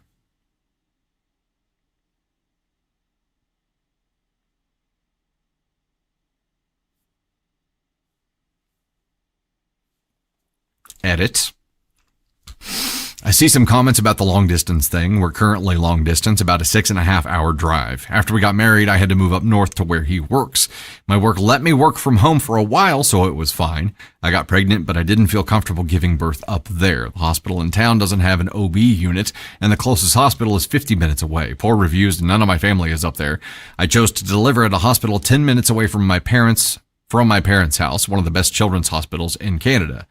And OP's 30 weeks, so that late in the game, it makes sense. Now that I'm 30 weeks, they require me to get an ultrasound and see the MFM, maternal fetal medicine clinic, every 2 weeks. So I'm staying with my parents for now until my next scan says everything is okay with me and the baby. The hospitals up there aren't able to do the high-level scans, and the one that's 50 minutes away prefers to see the one near my parents. Ironically, when I brought up how I wanted him there in the delivery room, he said I left him all alone and doesn't need him now. I told him the hospitals there aren't an option, and he said, oh, like we couldn't have gone to another hospital. But the next closest hospital would be more than 2 hours away. Why would I want to travel 4 hours in a day, 30 weeks pregnant and uncomfortable for an ultrasound? It's like everything is about him. It is like that. Another edit. I'm realizing I made the right call moving forward. Words are hard. I'm realizing I made the right call in following my gut and instincts and choosing an OB that's in the city I want at the best hospital near my parents, because what was the alternative? Giving birth alone in a remote town with no one or with a husband who doesn't even want to be there? Screw his parents for guilting me for not spending the remaining time pregnant with their son. Screw him for making this about him. It feels like he does hate her, yeah. You know how fucking worried I would be?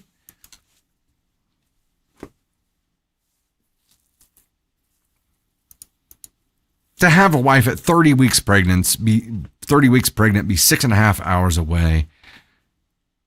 I would understand that's where she needs to be for her safety and for the safety of our child, obviously. Obviously, that's where she needs to be. And I, as the default protector of the family, want to put them in the best position possible to be as safe as possible, and that's where they are. Selfishly, I would want to be with them, obviously. And I think this is what's happening. I think there is this event horizon whenever you become a parent, where you no longer get to be selfish, or a bright ass light is shown on just how selfish you really are. You discover how selfish you really are the moment you have a child. Because a lot of things get taken away from you. He is experiencing this beforehand, which is interesting. I guess it does happen. I got like a mustache hair tickling my nose. It's driving me crazy. I'm so sorry. Get out of my nose.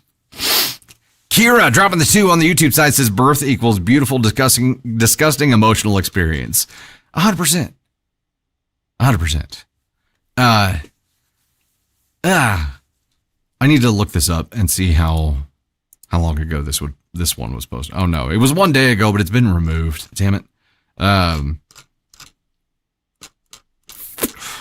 Comment. I will read some comments on there. NTA, he's a dick, and I'm sorry to tell you, you're in for a rough parenting journey with this man. We didn't even get into the parenting side of this. Seriously, if you can't be bothered to be there for the birth of your child, you sure as shit aren't going to be there for 2 a.m. diaper and feeding. Look up percentages. Most men don't change diapers. Oh, gee. Oh, no, they're right. Another comment. I'm pregnant. My husband just told me he isn't really a diapers person. I laughed so hard and told him I wasn't either. I then called his mom and had a good laugh with her. He has since changed his tune.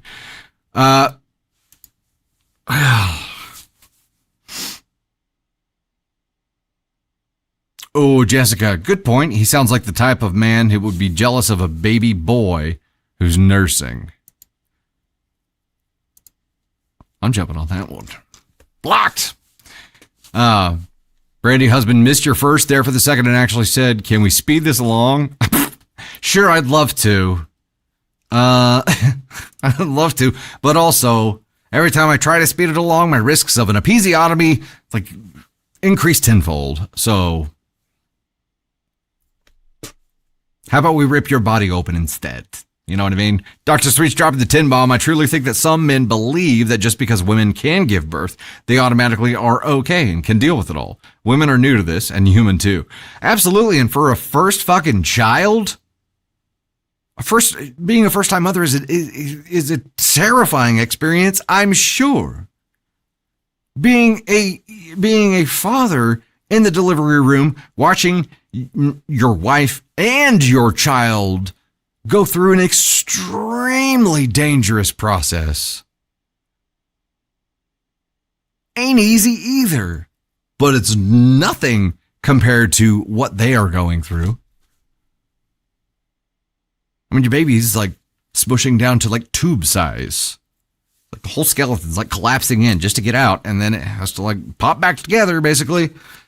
And your wife is pushing this human out of her body. Like, we can't even handle being constipated. You know what I mean? This is way worse. Way worse. I do have a lot of concerns about the parenting side of things, but my immediate concern was body shaming postpartum. And I'm sure that's a thing as well. But look, this is something that, like, if you are getting married or you plan on having kids, or you plan on having unprotected sex, you accept the risk of. You accepted the risk and you cashed in your selfishness the moment you presented the opportunity to the universe that you would be a parent. The moment you decided, you threw your hat in the ring to become a father is the moment you put all of your selfishness in the pot and you lost that hand. Or you won, depends on how you look at it. But in OP's husband's case, he lost. He lost it. And now is like, yeah, but I don't want too fucking bad. Too fucking bad. Get the fuck over it. This is the time when you start dadding. Part of dadding is husbanding. And stepping up and being a fucking rock and treating your wife, who is carrying your child inside of her right now like a goddamn queen right now. She is the sole provider for the human inside of her right now. Which means she should want for nothing. She should experience as little stress as possible. And she sure as fuck shouldn't be dealing with your selfish dickheadedness, you piece of shit. Get it together. Now's the time to suck it up and be a fucking dad. Because you're going to miss out. You're going to miss out because you're worried about yourself right now. You're going to miss out on the magical moments. You're going to miss out on the bonding opportunities. You're going to miss out on a special connection, and you're going to end up with both your wife and your child resenting you because you're choosing to be a piece of shit before your kid's even here. What do you want out of life, man? What is your goal? I feel like that's the question. That's the question I want to ask this guy right now is, what is your goal? And are your actions moving you closer to that or further away? If your goal is to maintain your freedom, you're headed in the right direction. If the goal is to be a good dad and a good husband, you are moving away from it. So decide what you want and be fucking clear about it. And at minimum, do your wife the common fucking decency to let her know which direction you're choosing to go instead of just being a dick. We already gave you the brozo. OP. The question is, am I the astronaut for wanting my husband in the delivery room? We know that's an NTA. The real question here is this brozo douche canoe a or an ASCON 1 or black hole? Terabyte dropped the 10, said if she is going for special scan, she is high risk. She definitely needs to be as close to the hospital as possible. Both my boys were emergency C-sections at 32 weeks, almost unalive both times. That's fucking terrifying. I'm so sorry that you went through that, but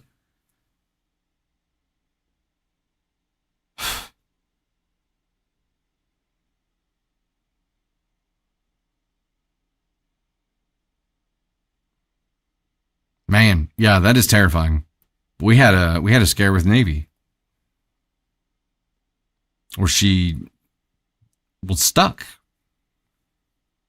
on her way out, and it was, you could tell by the vibe in the room and the reactions of physicians and nurses when things went from normal to not normal.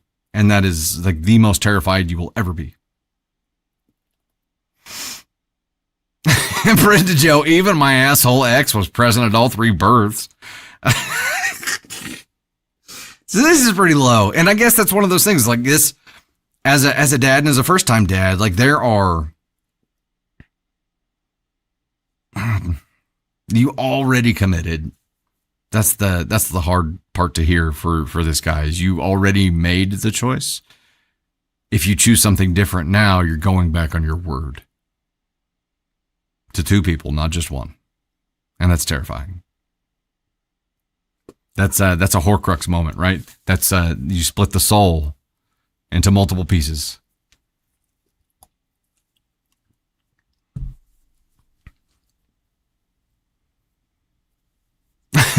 Joyful stranger, as a woman, I also don't want to be in the room, which is why I'm not going to have a child. I'm sure, like it's not terrifying for the person delivering the baby. It's terrifying for everybody. My goodness. Lumichi. That is, that's crazy.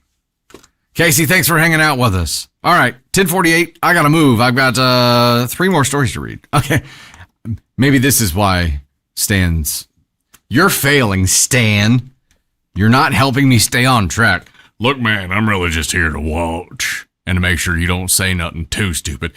You didn't say nothing about me helping you stay on track. Well, that's fair, I suppose. It's fair. Okay, let's dive into the next story then.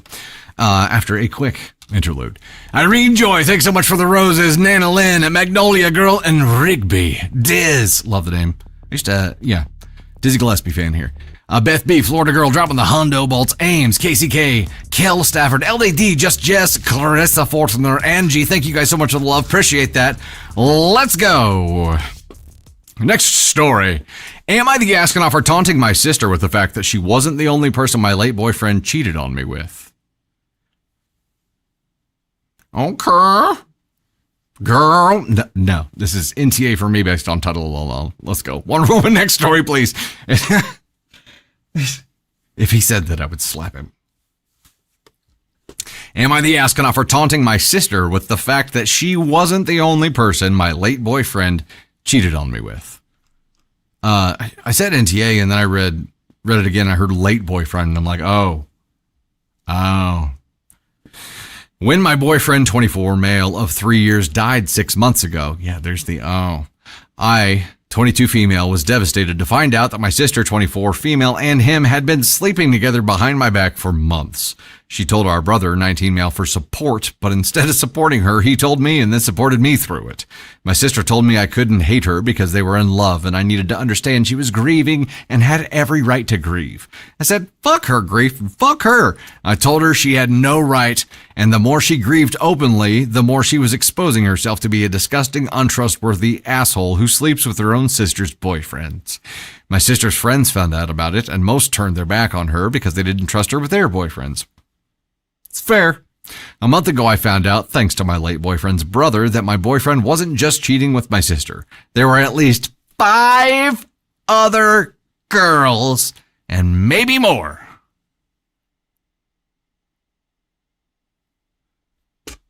And he definitely does not want to be in the delivery room. He even had a kid with someone and never told anyone, not even his family.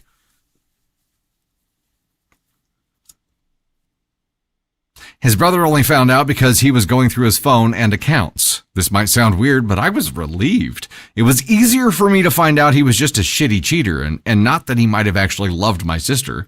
That made it easier for me to find comfort because I have struggled ever since he died with everything. But my sister has still been playing the victim and I have hated it. I didn't speak to her for months, but when I found out about the other girls, I wanted to make sure she knew she wasn't special and they didn't have something special because she wasn't even the only girl he was with those last few months. So I sent her the screenshots and emailed her even more. And I told her she could stop crying and playing the victim because she wasn't the great love of his life like she thought. I know I was mean, but I don't think I did anything wrong. My sister does, and my mom seems to be torn. My dad and brother 100% support me, and they think I was fair. My mom said she wishes we would just try to get back this. I assume that means past. My mom said she wishes we could just try to get past this and that I could have stopped myself from intentionally trying to hurt my sister. Which daughter are we talking about right now, Ma? She told me taunting her seemed cruel and that my sister hurt me too, but how do we ever get back to being sisters if we keep hurting each other? Am I the astronaut? Okay, this is a common response by mom, right? The common response by mom here is, I just want you two to get along. So whatever you do to defend yourself is going to be too much. She just wants it to blow over as quickly as possible, which means, Mom, I'm sorry, but you no longer get an opinion. Because your motives only serve yourself. Selfishly, she wants everybody to just move past this so she doesn't have to experience the stress of discord. Tough shit. I think OP was 100% justified. 100% justified. Your shitty sister was cheating with your boyfriend and now is walking around looking like Jackie O. A grieving Jackie O.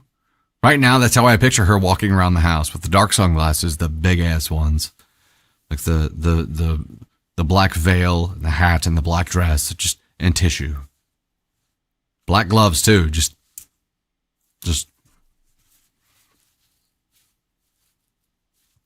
pacing around the house. standing in random corners. You know what I mean? She deserves to know. Yeah, Tory Social, absolutely. Playing Switzerland is picking a side. Mom hates to tell you. Oh, wait. No, I don't. Wonder Woman. Yeah, it is picking a side. This inaction is action. It's enabling. And your sister accepted the risk of being exposed when she chose to sleep with him or be with him. She accepted that risk.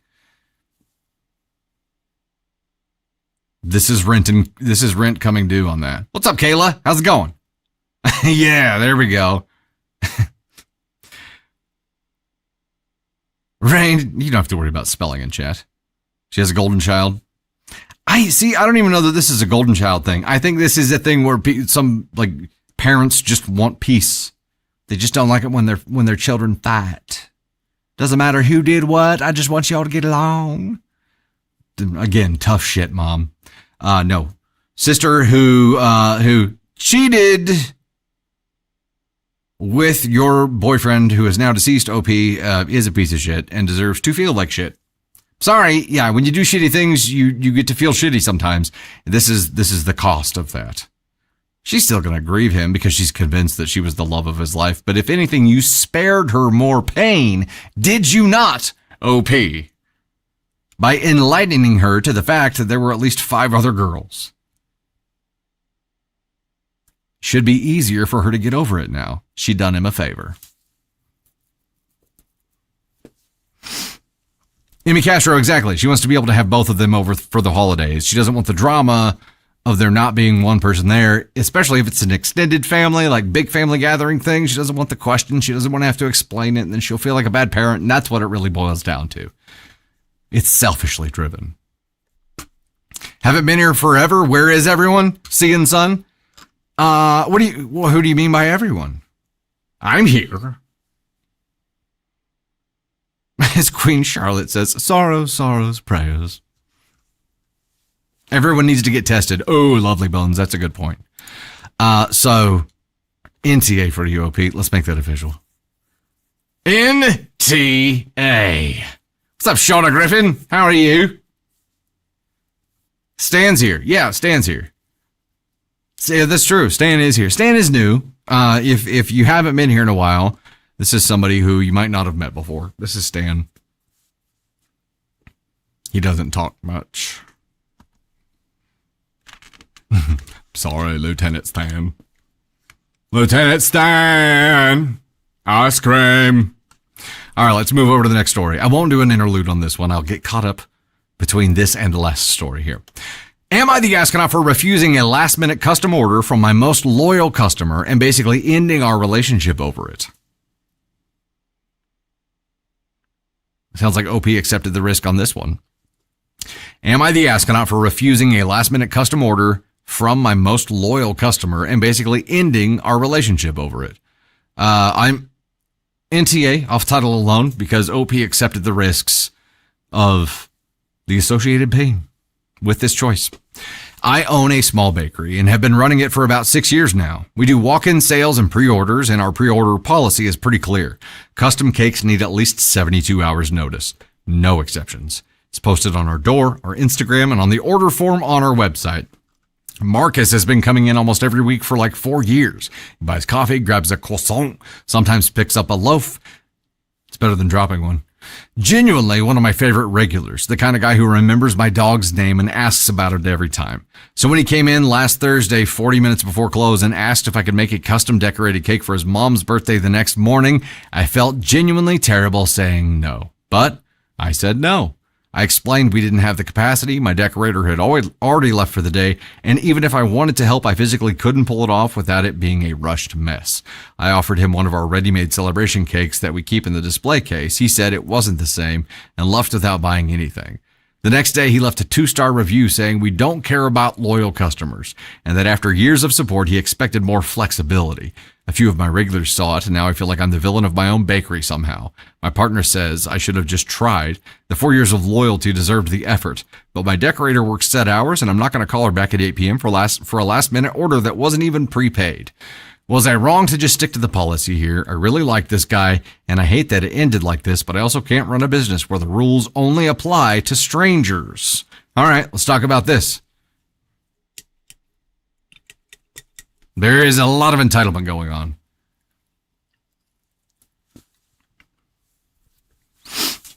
So, look, there is a difference between being a regular patron and someone who feels entitled to take advantage of me. Right? Indigenous Beauty says ESH here. Gracie says I'm with customer. Okay. There's some interesting takes here. 4 years of loyalty is worth something. However, like, number one, this wasn't physically possible. OP didn't have the skill set required to do this thing the right way. And it wasn't just last minute, it was last fucking minute. Way last minute. I think OP knew the risks of what could happen when they said no, but also said no. And I don't feel, in my opinion, I don't feel like they were wrong for saying no. However, here's where I would act differently. I, as a consumer, feel like one of the most authentic views we get of who a business really is, especially small business, is how they handle negative reviews. That is the new complaint box, right? That's the new, like, customer support desk. It's negative reviews. So if I'm really evaluating a business, I will go look for negative reviews and see if the business has responded to it, and if so, how they handled it. In a lot of cases, that could be a really enlightening process, because something like this, where it's vague, right? This is the review is ominous. It says, "Don't care about loyal customers," with a 2-star review. Okay, that's not the actual narrative, and it's your profile, OP, so you actually have the ability to clarify the narrative for other people who are reading this, and also have a communication directly with your former customer here. So I, in your position, would say, hey, customer, we've appreciated you being a regular for 4 years and have loved having this relationship with you.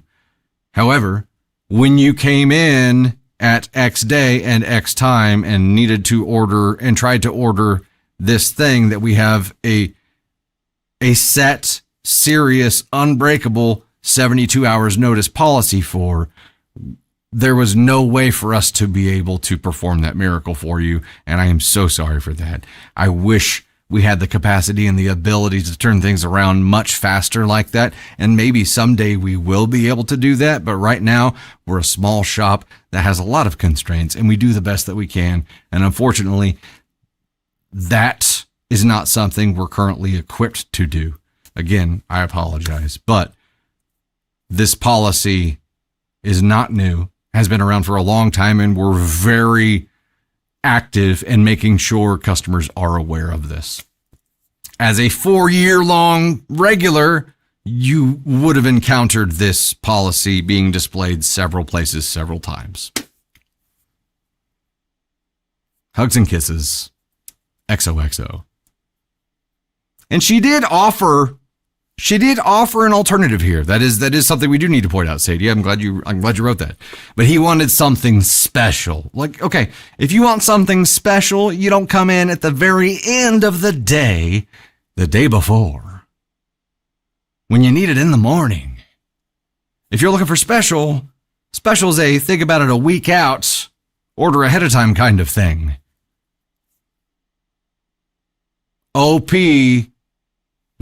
Customer here fucked up, dropped the ball, and is pissed. That's an emotional response. This is a passionate response. They're projecting their bullshit onto you here, and I feel like you should stand up for yourself, business owner. And as a consumer, I would respect the way that you handled this if you clarified number one, and then further explained number two. You can also offer some kind of incentive for this customer coming back or talking further about it, having a further discussion about it. And that olive branch at the end is a bonus. You don't have to do that, but it's a bonus. And he is absolutely passing the blame off on the bakery here. Dark Lord, I'd call that out in the reply as well. We attempted to offer alternatives. Yes, 100%. When we did this, you declined and said it needed to be special, so there was nothing that we could do. Yeah. If you let this happen, even if you had the capacity to let this happen and you let it happen, if you ever told anybody else, you would risk being put in this position again by another regular or another customer who said, "Oh, you did it for this person. Why can't you do it for me?" Then it's a discrimination thing, possibly. Like, there's a lot of risk involved with allowing somebody to break a policy. Yeah. Let me do a little bit of catch up, and then yes, we will dive right into our petty revenge. Raizuchi, thanks so much for the heart. Me, Dummy Mommy, Meg's World dropping the 400 bolts. Dummy Mommy dropped the 50. Callie Knight, Andromeda Amber, Roaming Gnome with the 18. It's corn. You throwing corn at me, man? Thank you. Meg's World, Beck, Gracie, Zayden, Nausea Commander, and the Gosh Hecked fam on the TikTok side. I am that Queen 21, Trippenfall, Just Jess, Beck, Irene Joy, Nana Lynn, Magnolia Girl, and Rigby, Diaz, Beth B, dropping the Hundo Bolts, Ames, Casey K, thanks so much for the love. Here today, thanks for being on top of it. YouTube side. Sam, dropping the 2, thanks so much for the love. Appreciate it. Raina, you're right. You can't even go to the grocery store and order a cake in less than 24 hours. Quick story. Speaking of, before we dive into petty revenge here, I know I'm over, but I will still read it. I tried to go pick up Navy Thunder's balloons for her party. Our party city and town closed. So Michael's has a balloon desk, and I had gotten a balloon for Ava a couple of weeks ago, or a week ago. So I was like, yeah, I can go to Michael's. So I tried to go Saturday morning to Michael's to get balloons for Saturday afternoon for Navy's party. Big fucking mistake, because probably way more so now that Party City is closed in our town. But Michael's on Saturday mornings are like balloon of fucking palooza. There were people in line, all of them with balloon orders, and I heard the gal say they had 12 orders to fill for that day before our orders were even put in. And I'm like, I got another one to put in. And they're like, when do you need it? And I had walked into that store 100% expecting to like give them my balloons, pay for my balloons, and wait there while they filled them up, because I'm an idiot. Because I was able to do that with Ava's balloon, and it was a different scenario completely. But Saturdays, if you have a balloon need, don't go in day of.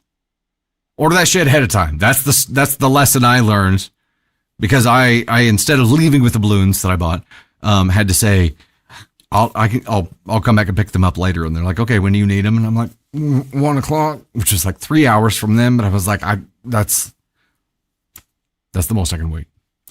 Rez, yes. Helium tank. I told Candy Thunder as soon as I left there, I got in the car and I'm like, next time we're getting a helium tank. Staples took Party City's balloons.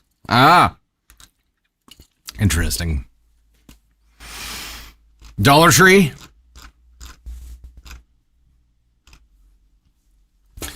You know what? Michael's did a great job, and they helped me out before. But yeah, I learned my lesson. Don't go in day of. That's something you got to do ahead of time. All right, here we go. Final story of the stream here, and we are finally game for some petty revenge. Hells yeah. Let's go. Title of this petty revenge story is New Pizza Joint. Best deals in town. Ominous? Not me, but someone I know. Back in the late 90s, a friend was attending college in Western Pennsylvania. There was a guy in his dorm who was a real douche. Back in the day, dorm rooms used to have landlines, so my friend hatched a plan.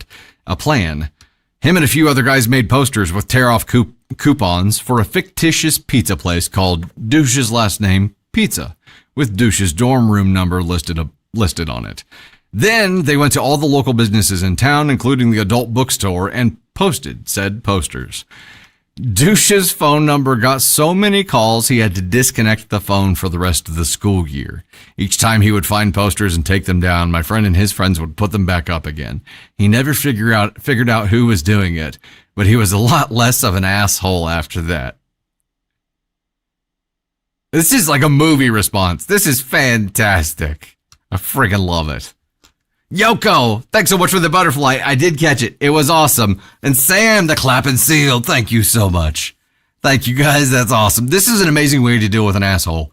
And I think we should do more of it. I do have access to digital billboards in town. Just saying. We could have some fun with this. Are you on board? Hell yeah. Let's do it.